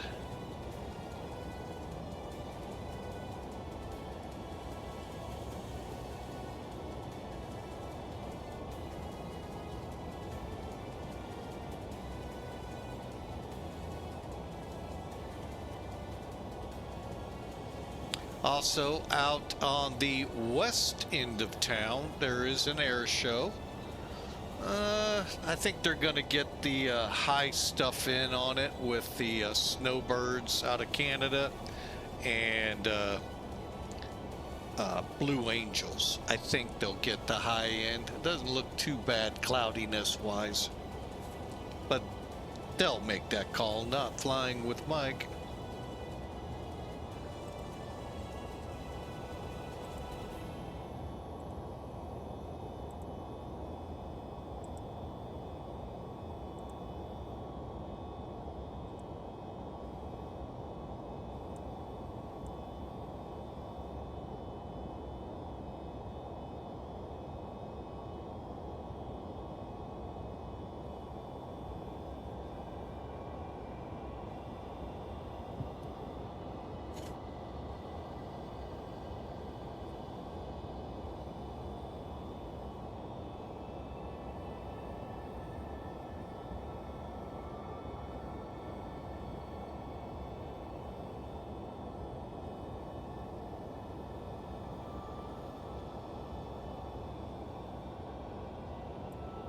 We are on our way. We are about the halfway point. Kind of nice with Airbuses to have that equal time point ETP on this nav display. A couple decades earlier than that ability in this aircraft. As we had somebody yesterday remark, when you try to learn to fly the rotate MD-11, you're gonna see a very similar Airbus-like panel. You'll see it here. He said think 300, 310. I mean, you could even see the 320 in here, 1920, 21s, 330s, 340s. A little bit of that here, so that helps. Now, some of the buttons itself you have to pick, you know, that you have to just learn. But the real kicker comes down here.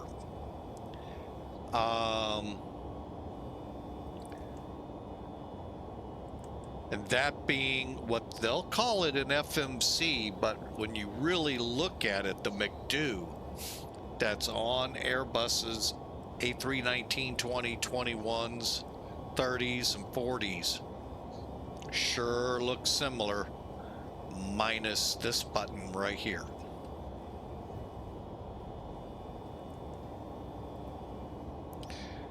Yeah. So again, like I said earlier, you will every now and then hear me call it an Airbus 11 because of how similar it looks in here.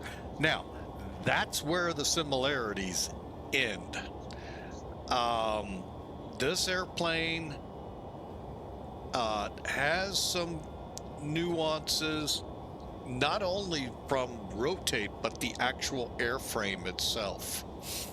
why the airlines kind of threw it to the deserts pretty quick, got rid of them.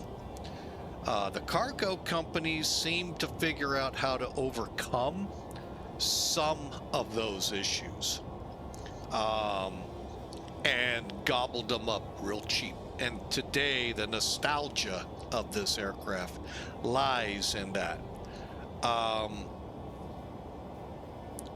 Some of it, I wonder why a design change wasn't done. But, you know, history's been written. They're coming off the fleets anyway at this point. I know FedEx is going to fly them for a little longer. Western Global, I think it's called. That's all they have. So, but yeah, they are reaching the lifespan.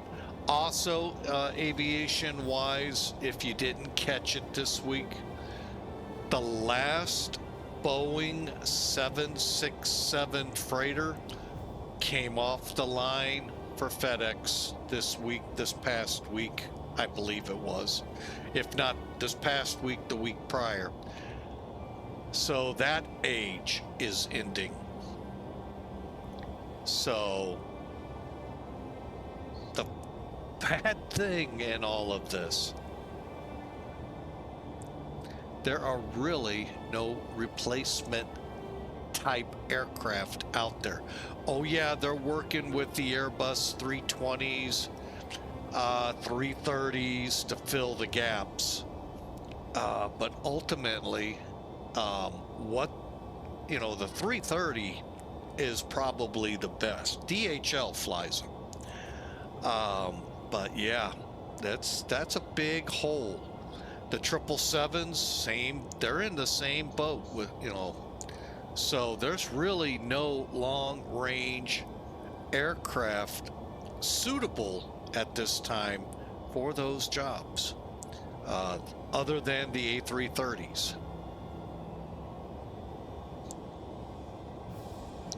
So yeah, a lot to come on that issue.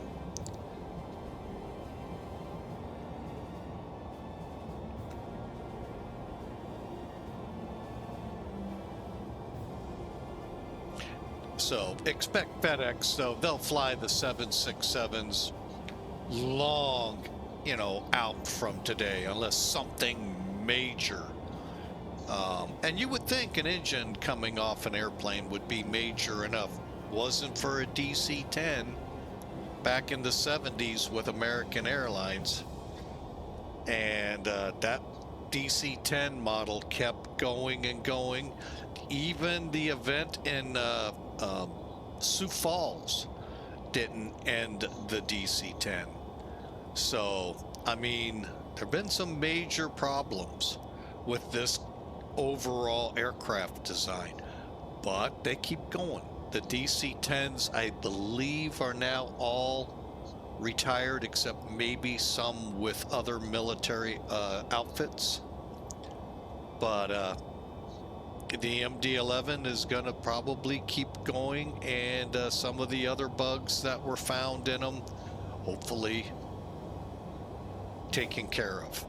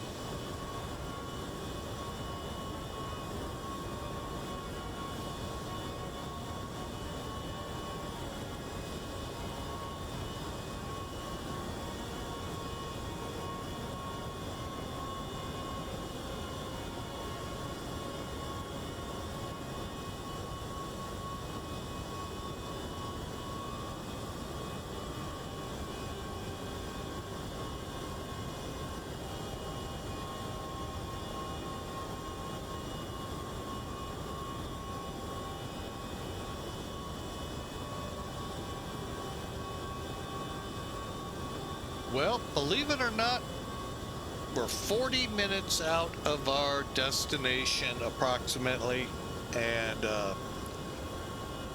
let's take a look in here and see how far we really got to go. 200 miles to top a descent.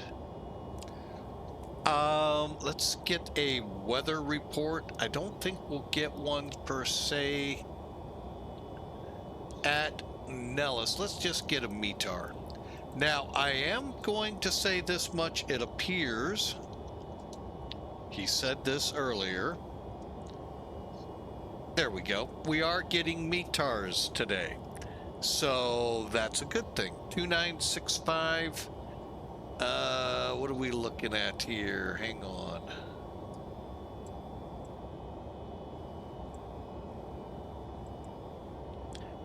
All right, we got a few clouds at 13,000, few clouds 15,000, a scattered deck at 21, and a windy day in Vegas, 190 at 13, gusting to 21 as of right now.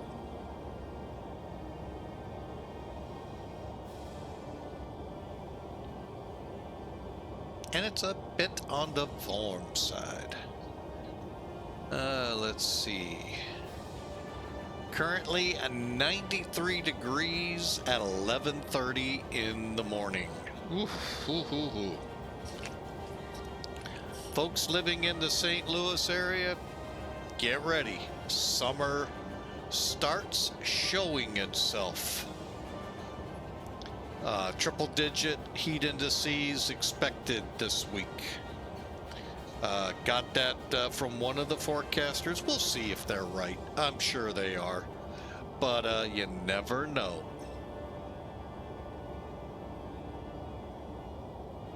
We know, though, it's summertime.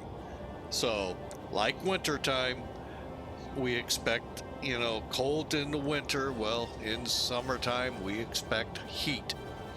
So for those of you that have been begging for this since December of last year, you're getting it now.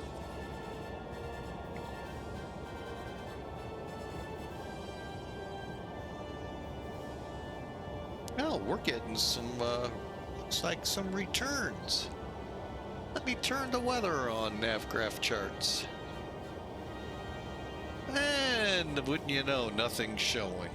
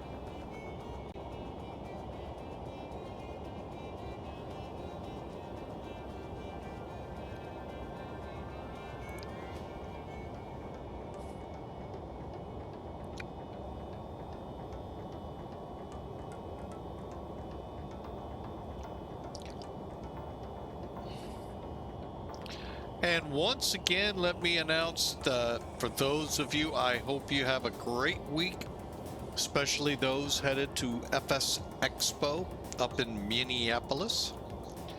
Unfortunately, I will not be able to attend. A lot going on here. Kind of, there's some news I'd like to report, but I don't know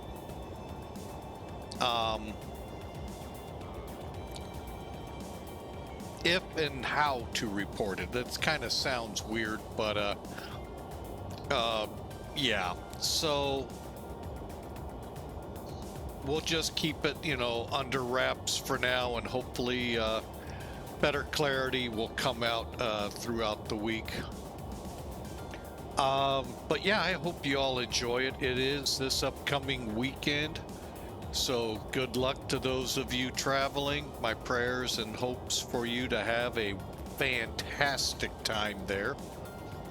I expect pictures over on my Discord channel of those that attend. If not, hey, you don't have to. I'm just kidding. Make me feel even worse because I'd love to go.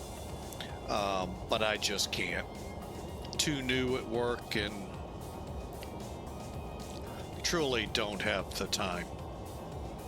Plus, I've got several things I need to get made sure I can take time off for.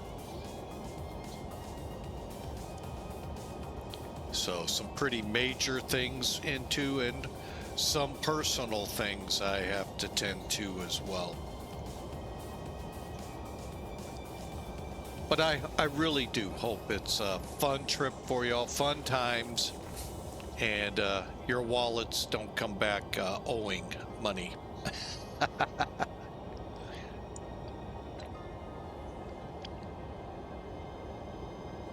But have a great time up in Minneapolis.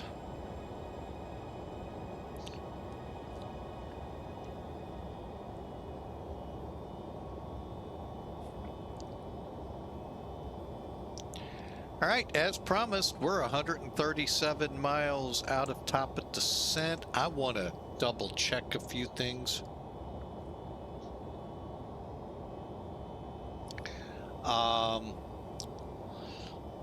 Namely, where are we?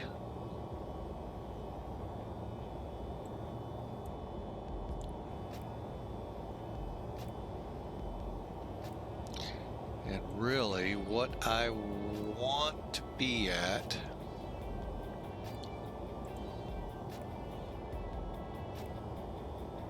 all right, so 89,000 at Chris, 5,000 sheet, 4,200 at Rotsi.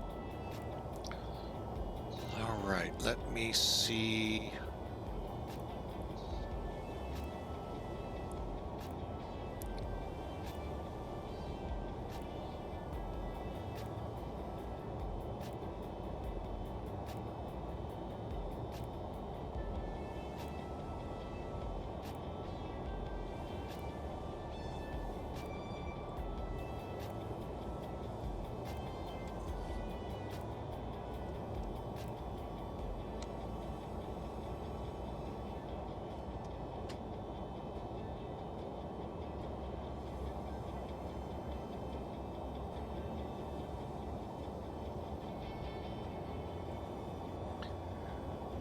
Okay, now there is no standard terminal arrival for this airport. So as you see on this one over here, we got to be at Chris 8,800 feet or higher. We'll plan 9,000. Beale at 10,000. Actually, we're going to plan a little higher. First thing and foremost to think about with Vegas, besides the fact, whatever you think about right now stays in Vegas.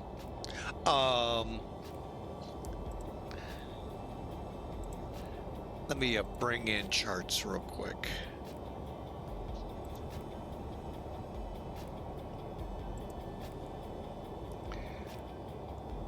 right up here tells you the name of the game. We're 1,870 feet above sea level. I think the main airport's like 2,000, 2,100.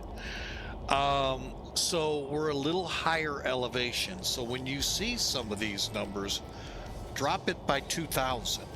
So you're only 6,800 feet above the ground at Chris.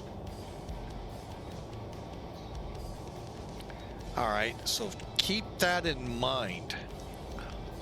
That's why I say we may come across Beale higher, because here's what I think before we get into it. We're going to come in and we're going to come up downwind, or actually upwind. No, wait, that would be downwind. I'm sorry. Up or downwind, make our left for Chris and come on to the localizer. Granted, 20 plus miles out. So you can see we can make that descent to 5,000 feet, 3,000 above the ground. See what I'm saying? You got to always keep that in mind.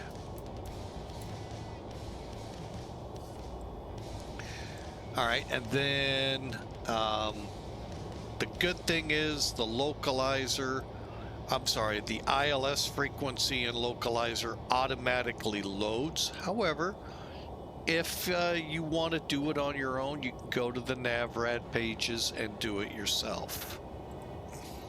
Just stick it in right here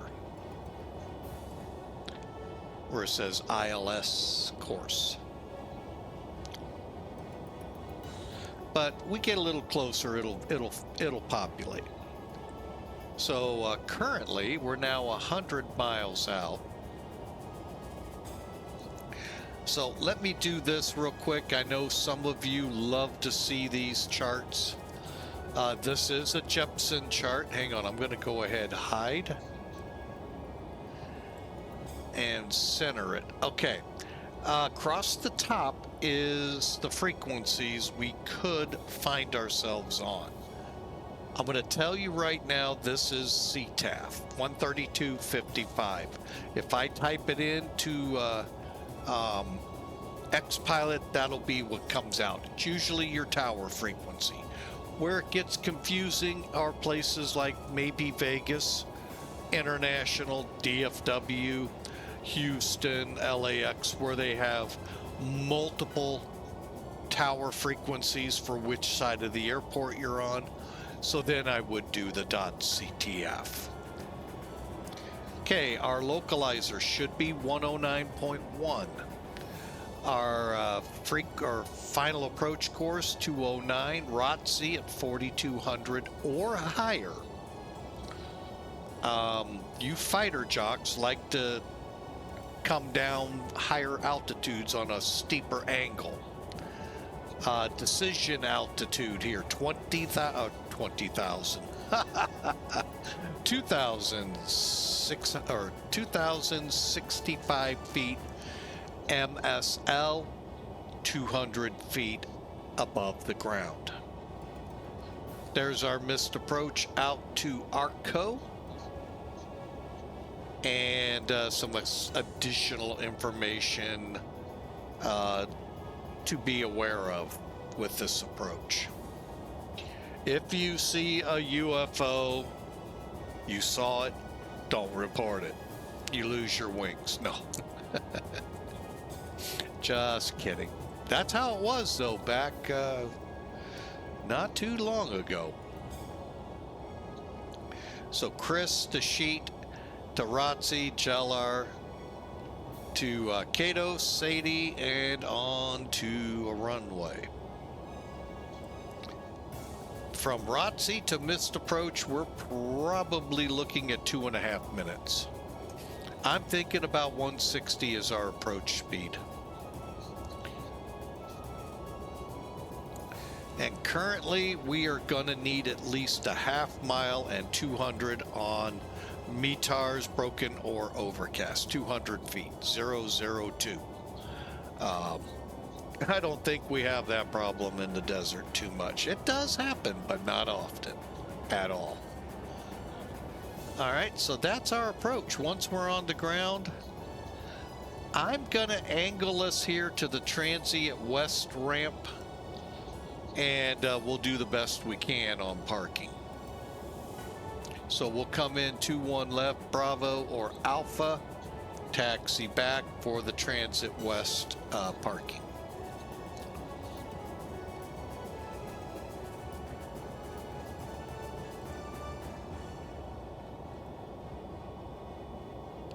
And by the way, we do have the weather on. I don't see any.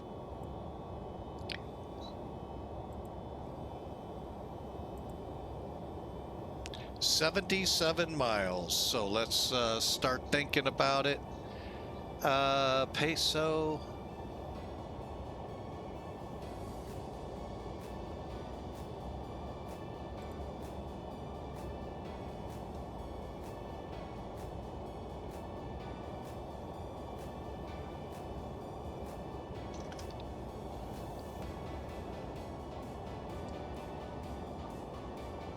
Okay, and we still do not show LA Center or Las Vegas approach up.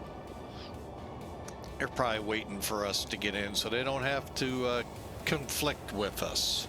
But who knows, some like to. All right, let's get up and take a look. Oh wait, nothing out there. Let's look, see, nothing. Ooh, although that's kind of cool. The time warp portal is open.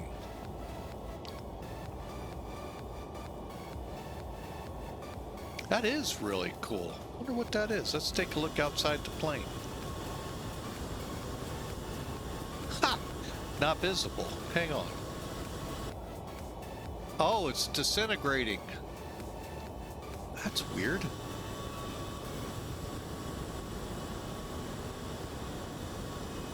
Wonder what that was.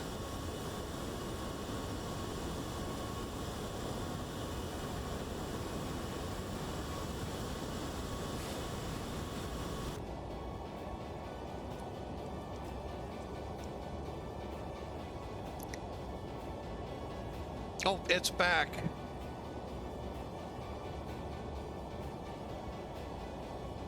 Yeah, you all are seeing it.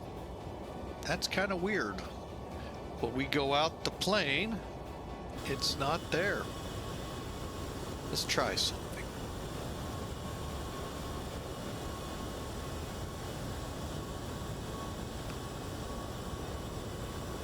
It's definitely not out there. That is weird.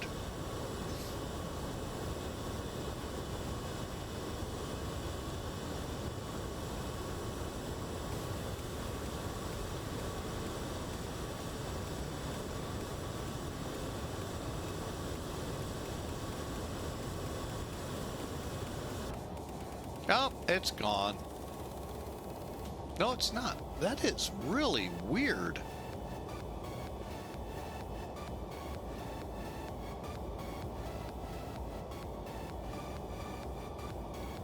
See, you're not allowed to report that, folks. You could lose your wings. That's... Oh, well. Hey, let's have some fun. We're headed to Vegas. All right, we're going to plan. How about this? 13,000 by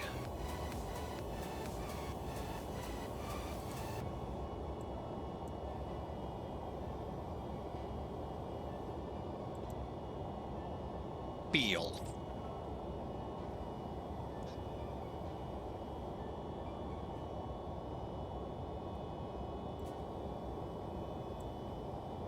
All right, we're going to go ahead, put the music on hold.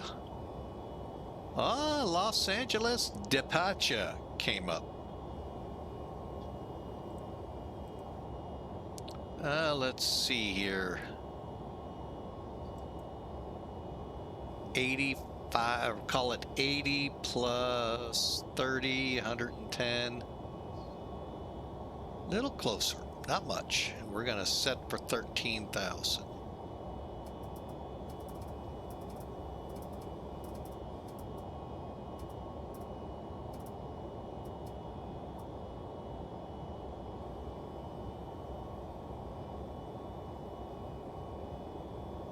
What are we showing now?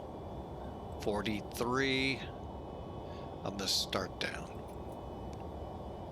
And I'm going to monitor. So it looks like just before Beale. Good. Because what I'm wanting to do is use that downwind leg to drop into 9,000 feet and meet our localizer.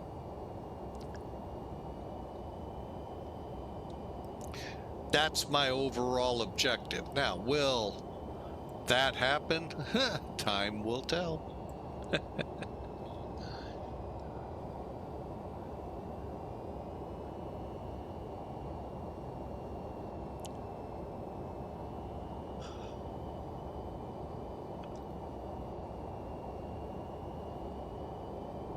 And the good thing is we are taking it nice and easy down, so we're running at about 1,000 to 1,500 feet a minute. That's pretty good. What's this one? Oh, a 747. Wow.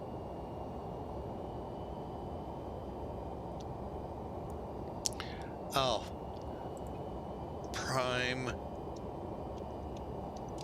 Air.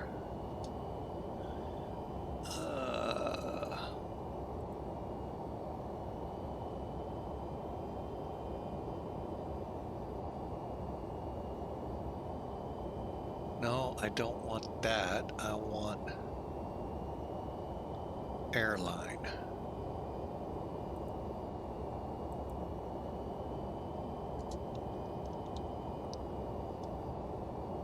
Here we go.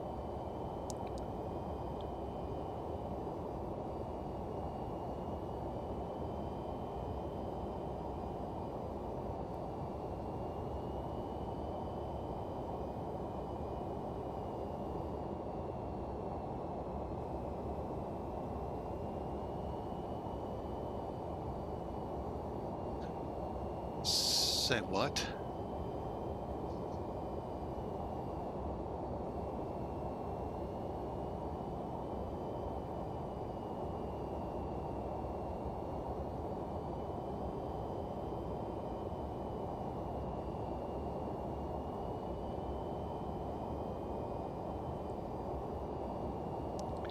All right, well, here we go. You know, right here is not a, yeah, classic example. We've seen them. You may have seen them maybe under different airlines, but Prime Air officially goes by Amazon Air, but I cannot get a call sign. And I think that is because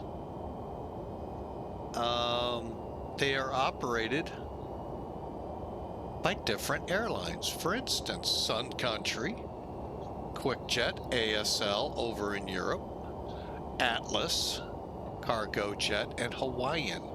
Oh, don't forget Air Transport ATI, Air Transport International. So I think they go by their home carriers. We had this question yesterday. Prime Air, what is the actual call sign? It would be the airline group the aircraft belongs to. So if you're with Hawaiian, whatever Hawaiian goes by. Atlas is Giant. ASL, potentially TNT, but I don't know. Sun Country, ATI, I'm not 100% sure on, or Cargo Jet. I think Cargo Jet is Cargo Jet. So, but they do have A330-300s. So, that's one replacement aircraft potential out there. But yeah, we had that come up yesterday, and interesting. And technically, when an airline is called into service to fly for the Air Force, for the military, they still keep their airline call sign. So in our case, we are Pan Am. We would be called Pan Am. I'm going to keep reach just to reiterate we're with Sim Air Force. So, and we got some radar returns. How about that? So you wouldn't find this airline or US Air, or which would be today American. We're not getting into that. Any of those under reach or any of the other military call signs. They would be under their call sign. Their flight plans would reflect their flying with the Civil Reserve Air Fleet. But it's VATSIM. We don't have to go that far into realism. Unless you really want to. All right, I am going to go ahead and decrease. Let's see what we got. Looks like we're gonna... nope, we're not going to. All right, let me swing over to this one. It's at 40 already. Cool. Lake Mead, I believe, up ahead.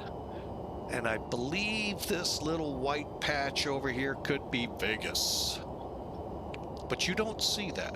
Remember, what happens here stays here. You see nothing.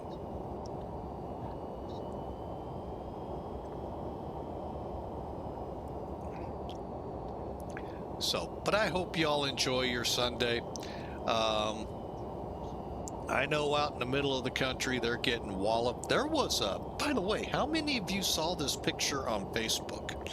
A lot said that's AI, and it actually wasn't. It was kind of like that cloud we saw earlier, that ring, except imagine it above your head in a solid ring of lightning with spokes coming out of it. They say that actual occurrence happens in Kansas and Oklahoma quite a bit. Well, not quite a bit, but it is known to happen. And just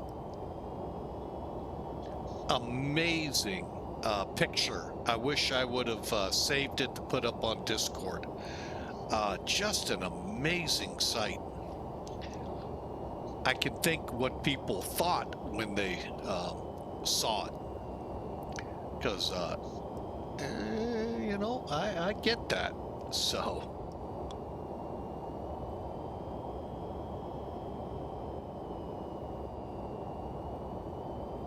So as we begin our approach into Nellis, I don't think there's any red flag operations, simulated or real world for that matter, about to happen. But, you know, hey, we're bringing a group in.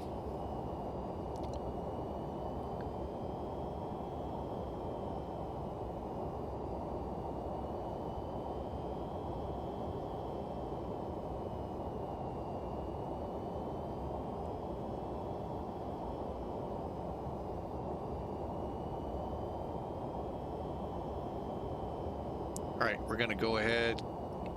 Hate to say it, folks, time to get in your seats.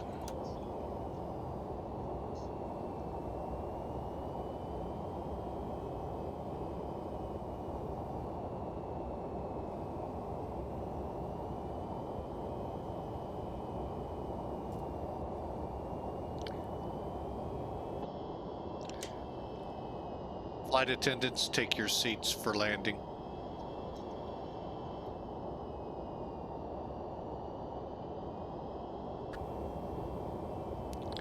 Really don't know what this is all for.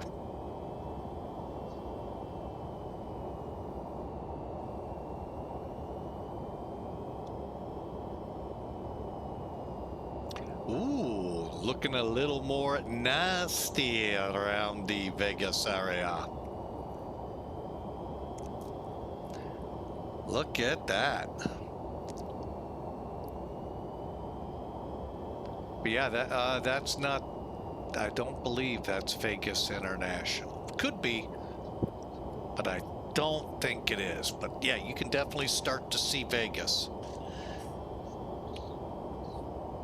Now, one other question came up yesterday or on the last flight. why don't I use map enhancement? I'll be honest, I would love to give it a try. My problem is frame rates at this point. So far so good. We're hanging tight. They're looking good. But my hard drive is starting to run out of, I mean, we're into the upper 200 gigahertz or gigabytes, and I don't want to run out like I did on my other one, forcing an emergency buy when we may not be able to at that moment. And I don't want to sacrifice the frame rates I already have. I don't know if this one shows them. We're doing pretty good, 38, 39, 40s. But you drop below 20, you can't stay on VATSIM very easily. So that's why I don't. I would love to see it. Trust me, I would love it. I just don't want to sacrifice not being able to get online.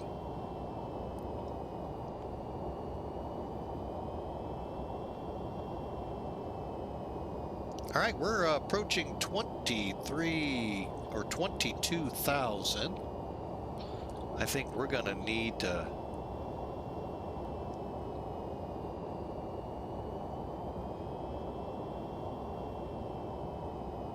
Oh, it's still saying by Beale we should be there.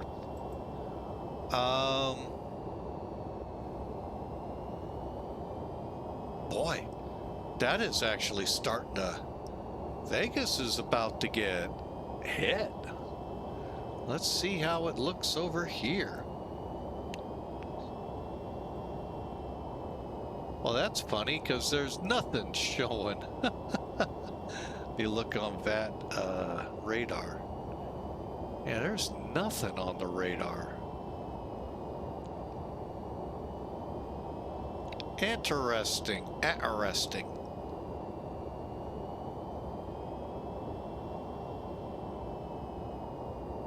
But boy, does it not look not inviting. Where would that be? 40 or so miles? Anything?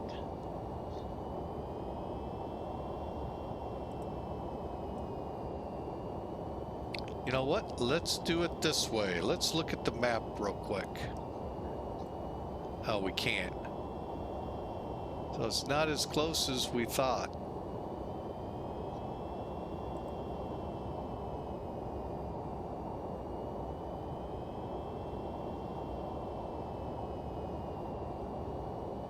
Oh, it's a good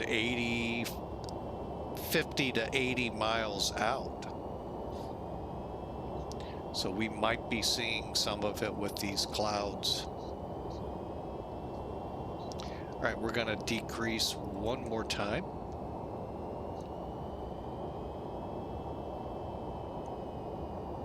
All right.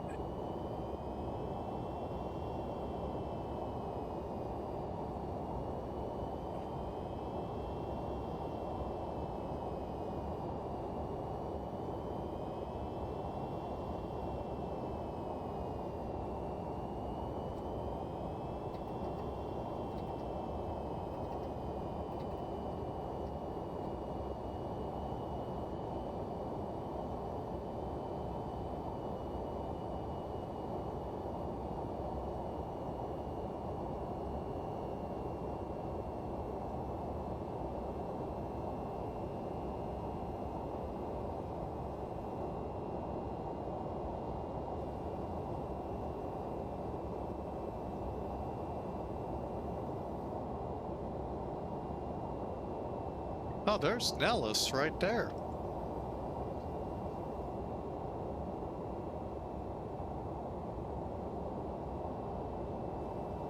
Coming up past the post is Vegas.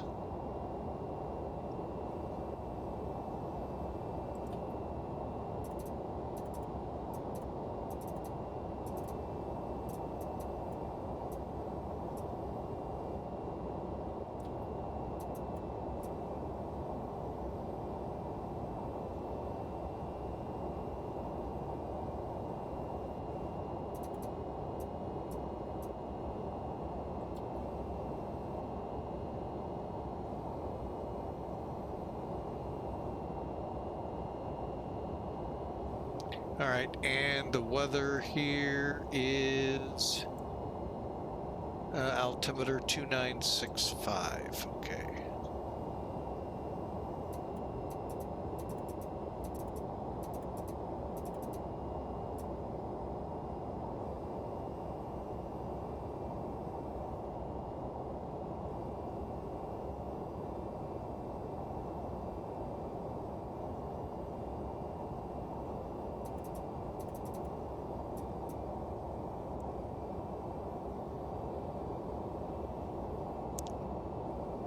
Taking her down to 9,000.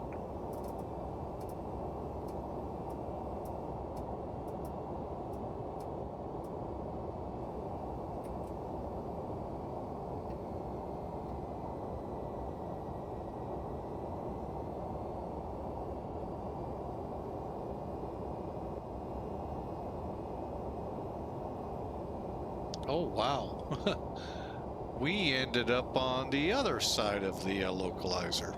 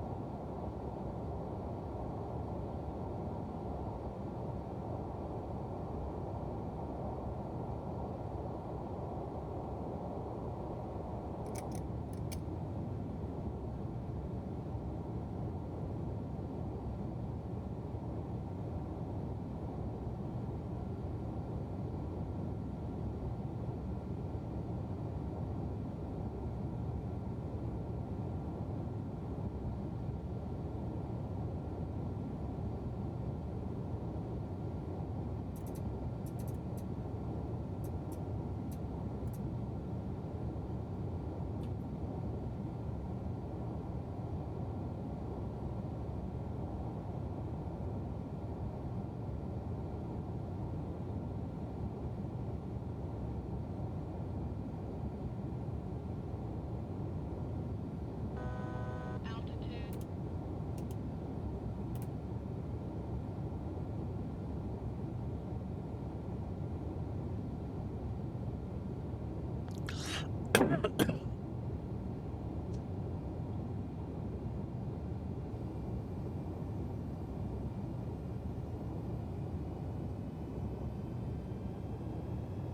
Boy, that is showing so much out there that's not even got a cloud in the sky.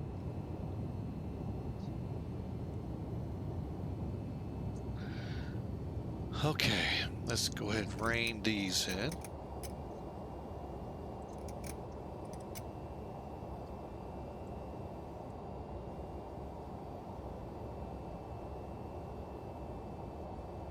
Okay. All right, now, how do I want to tackle this?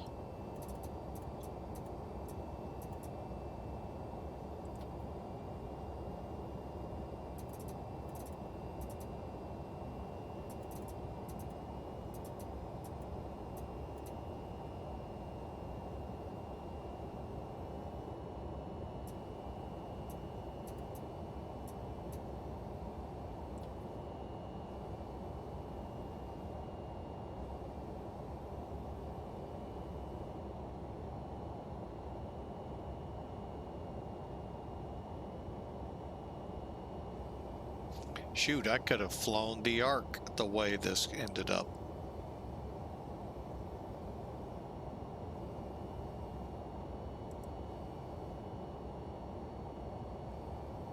All right, how we looking here? ID.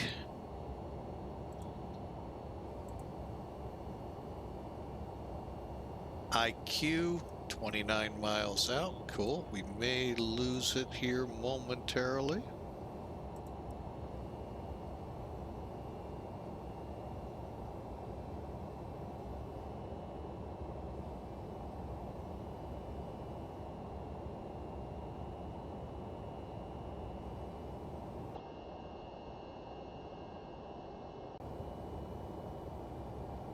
Not a cloud in the sky. I don't know how we're getting all of that return.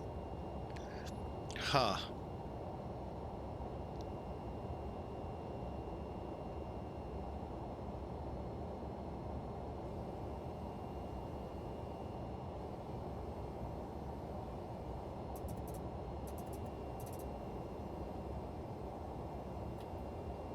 Just continue our turn. Wow. That is incredible that it's showing that. I'm going to drop one more notch.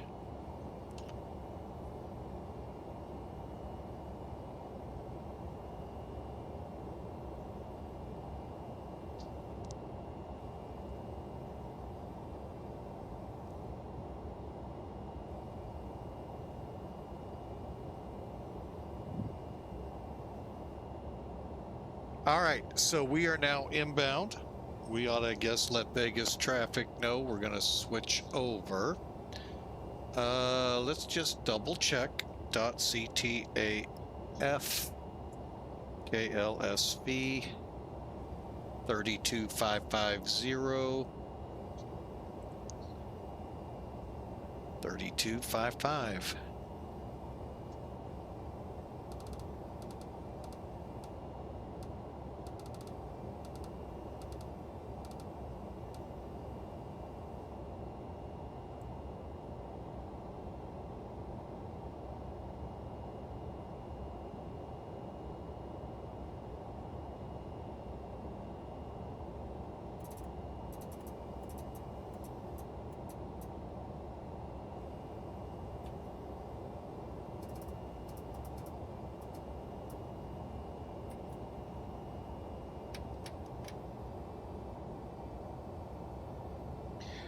Vegas area traffic reach 5018 heavy inbound Nellis switching over to CTAF.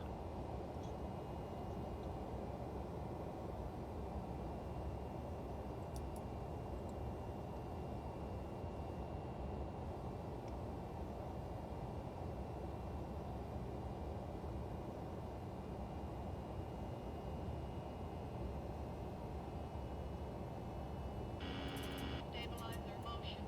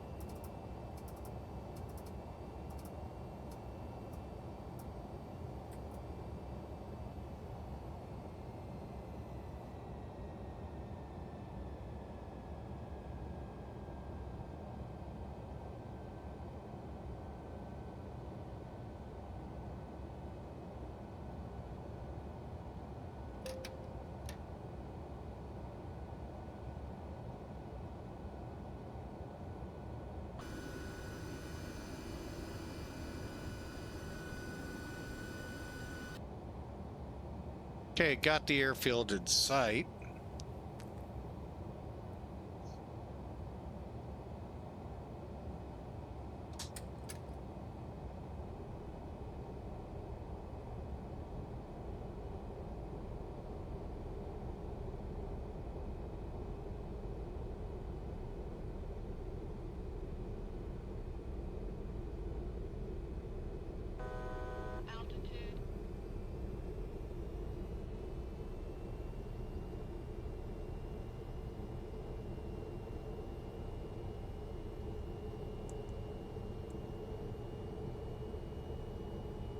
Oh wow, we're actually going to be a lot slower than I thought.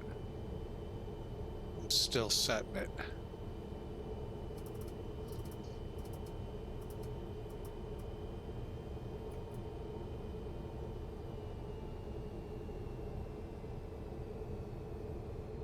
Are we not going to have a glide slope?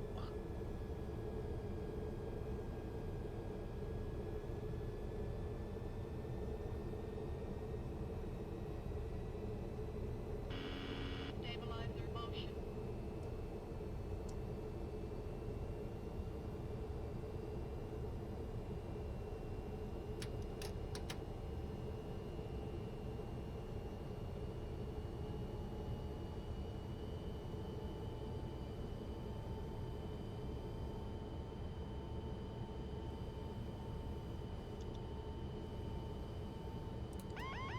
Autopilot.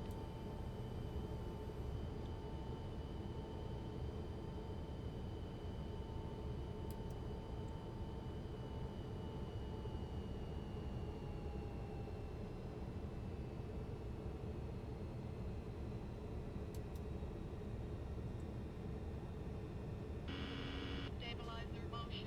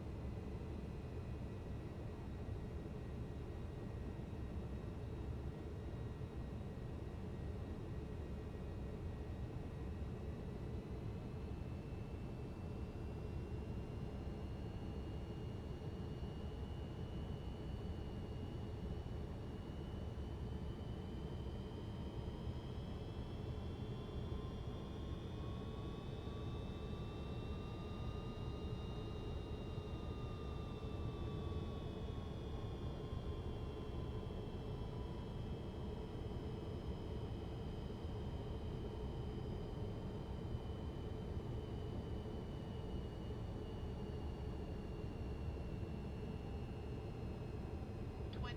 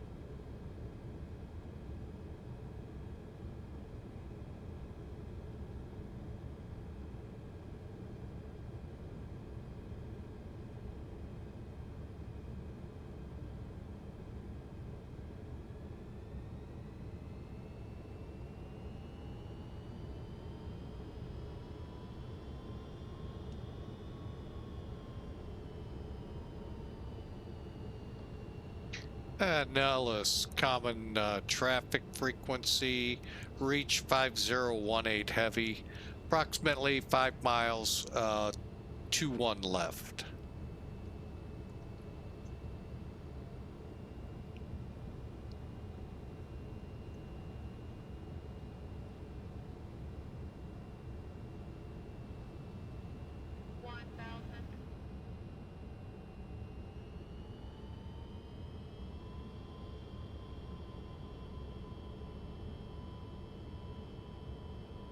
Okay, flaps 35, 4 green.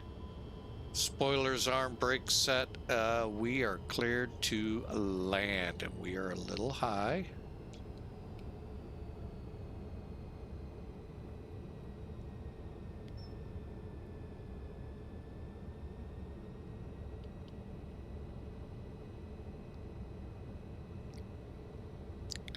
Nellis traffic, reach 5018 heavy, 1 mile final, 21 left. 500.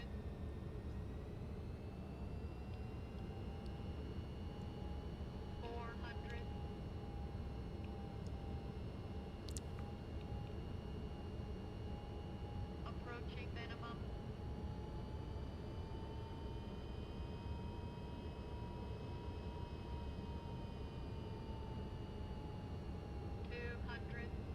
Landing stable. 100.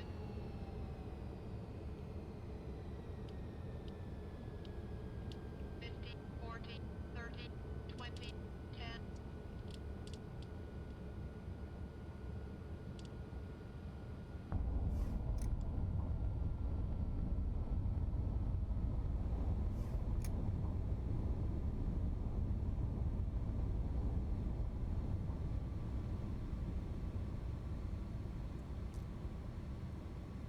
Okay, out reverse, off brakes.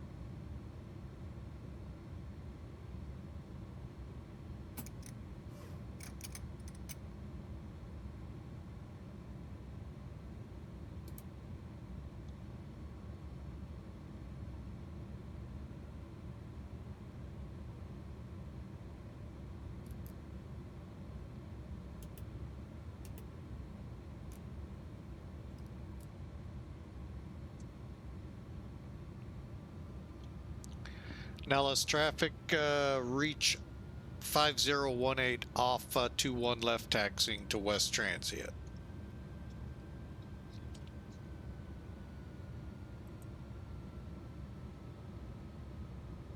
Bravo Fox, okay.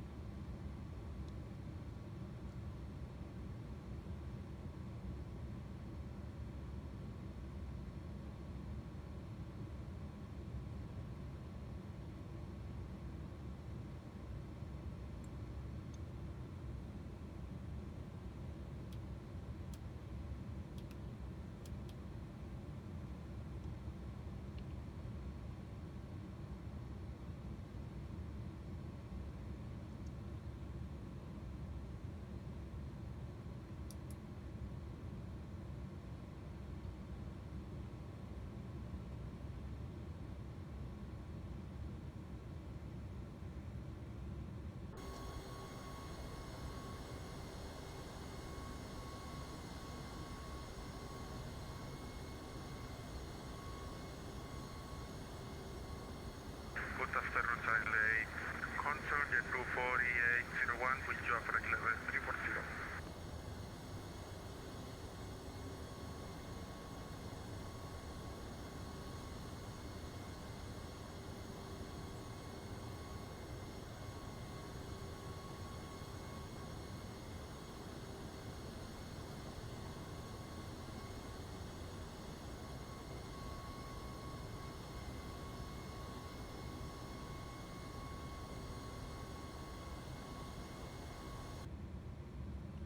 All right, again, welcome to Nellis, home of Red Flag and the entrance or gateway Nevada Trust Range.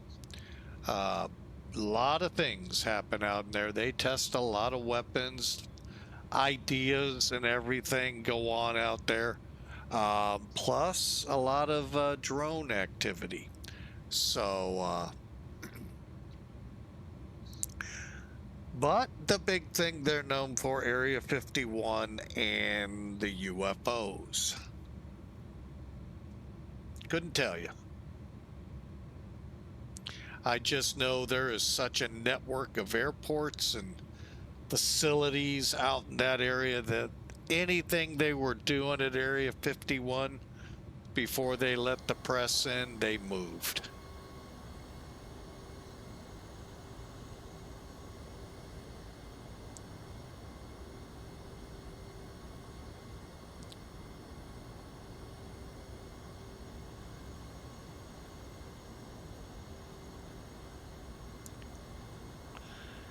Also, Nellis is known to be the home of the Thunder Chickens. I mean, Thunderbirds. So I think, right, this ramp, I think this ramp is there. This part of the ramp is theirs. They also have an interesting, found this, what, 10 years ago, 15 years ago, out in the desert, east to here, west to here, a weird looking airport, with a runway. If you could imagine, here's your runway, a hangar right here, and that was it. Makes you think, what do they have there? Why, of course, it's what Maverick flew in Top Gun Maverick. I have no idea, but I found that airport and really thought, boy, that could fire up some conspiracies. But yeah, it's a runway to a hangar. And if you watch the Thunderbird documentation or documentary on Netflix, that airport looks very similar to what I saw.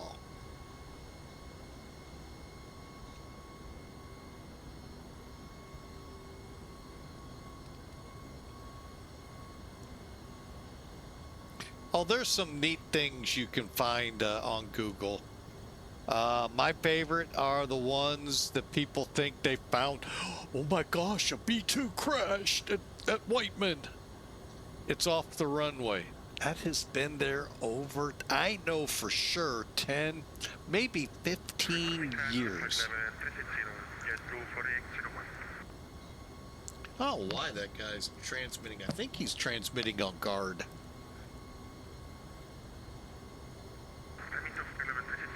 He is.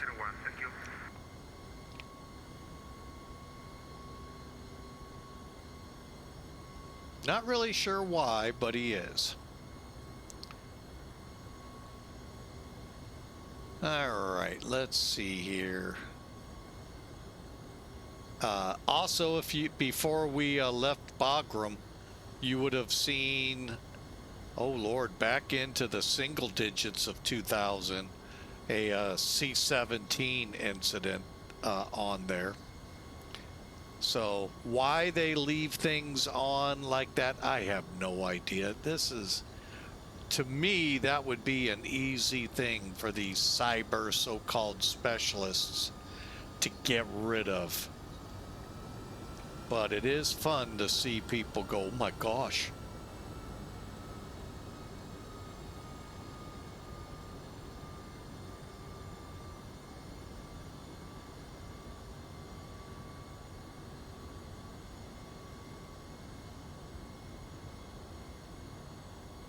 And like me, troll around Google Maps to find things like that.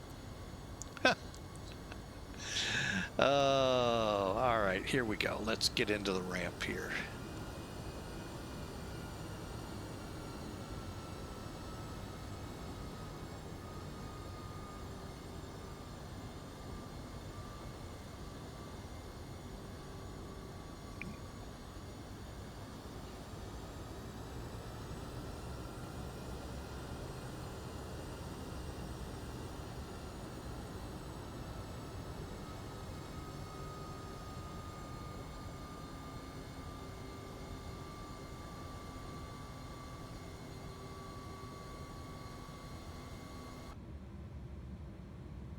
All right, welcome. We are here. Let's go through the after landing one more time. Flap, spoilers, auto brakes. Oh, hang on. Oh, I hate when I do that.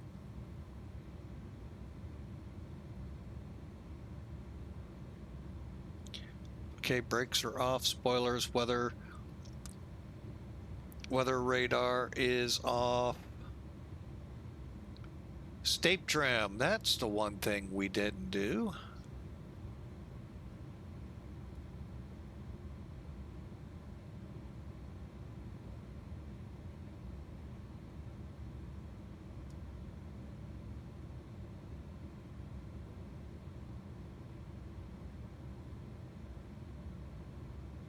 Okay, exterior lights.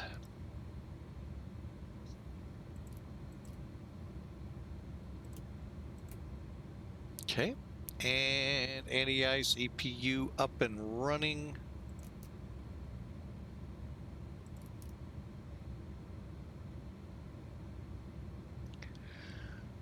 All right, here we go. Let's shut them down.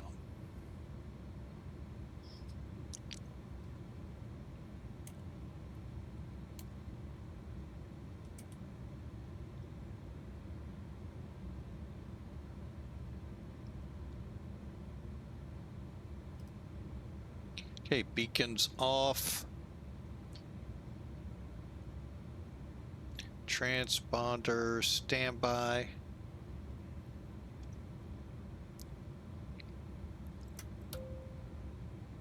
Beacon seatbelts off, doors may be opened. Welcome in. Let's get some chocks first.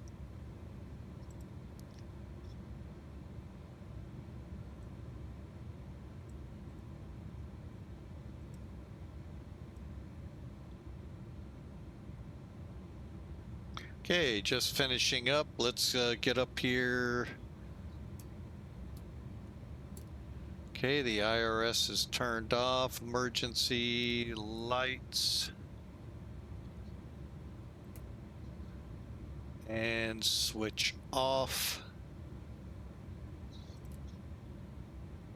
And status page check.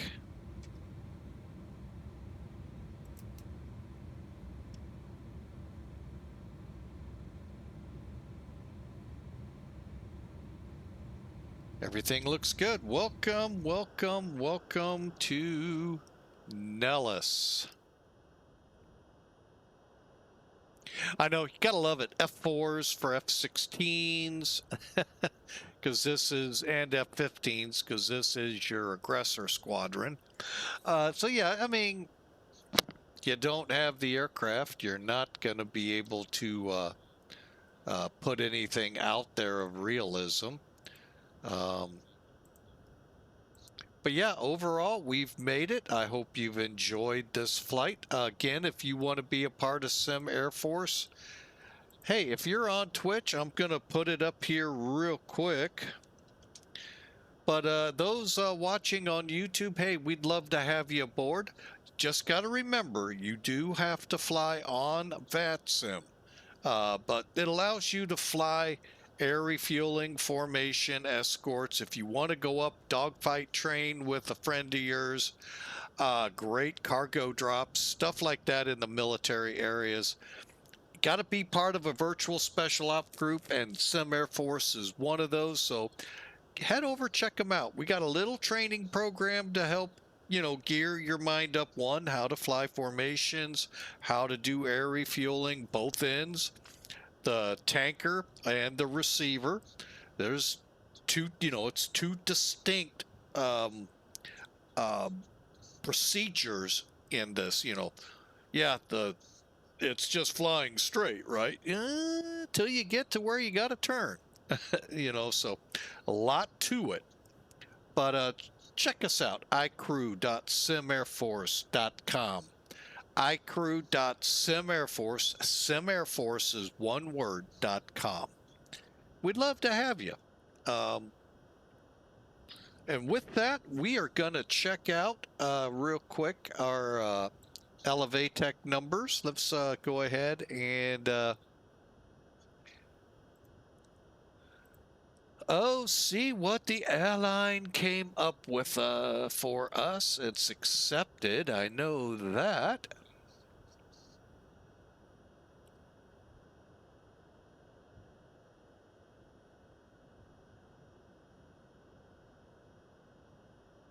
Oh, I picked the wrong one. Doggone it. Hang on. Did mine come through yet? Oh. Here we go.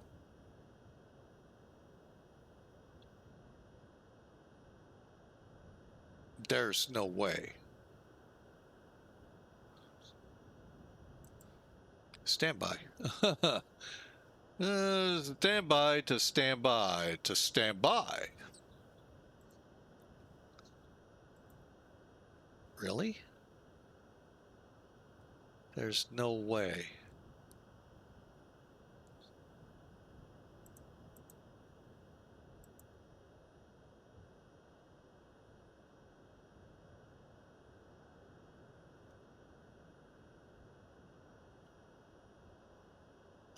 It's saying I landed at 0 feet per minute. What? That will be one of the best landings I've ever done if that's true.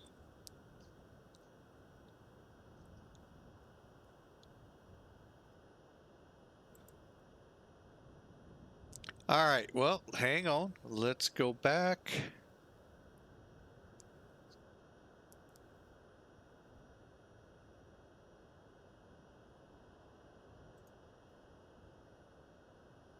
Wow. Okay.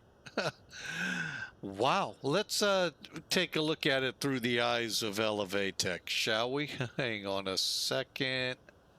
Here we go. All right, let's get in there. Yeah, I was kind of having to look at a couple of different ways. All right, so we took off. Here was the route. The weather's on here somewhere. Oh, here it is. Back then it was 160 at 10. Landing 200 at 12, gust to 20. So not too bad. 266. I'll buy that. Not 0, but I'll buy that one. 136 knots, 1.1. That's pretty good. I know the airplane is what the real 724 was. All right, so you can see what we did. Oh, look at this one. At least we're past the actual landing marks, which is where your PAPI and ILS glide slopes would be. Fatal, what do we got here? Fatal and fine. Welcome in. What's up, sir? We appreciate you coming in. But yeah, we had a pretty good landing. Got off at Bravo, parked it here on West Transit. So I really do hope y'all enjoyed today's flight. I know I did. That was fun. Got our currency in for Sim Air Force. And at the same time, it's been a while. We got to take up the MD-11 passenger version. Well, we fly the freighter more than we do this, but that was fun, none to say the least. I hope y'all enjoyed. Don't know when the next stream will be, but I can tell you this much: if you're curious and you're on Twitch, hit follow. That will, besides the fact being free, will by an email let you know when we go live.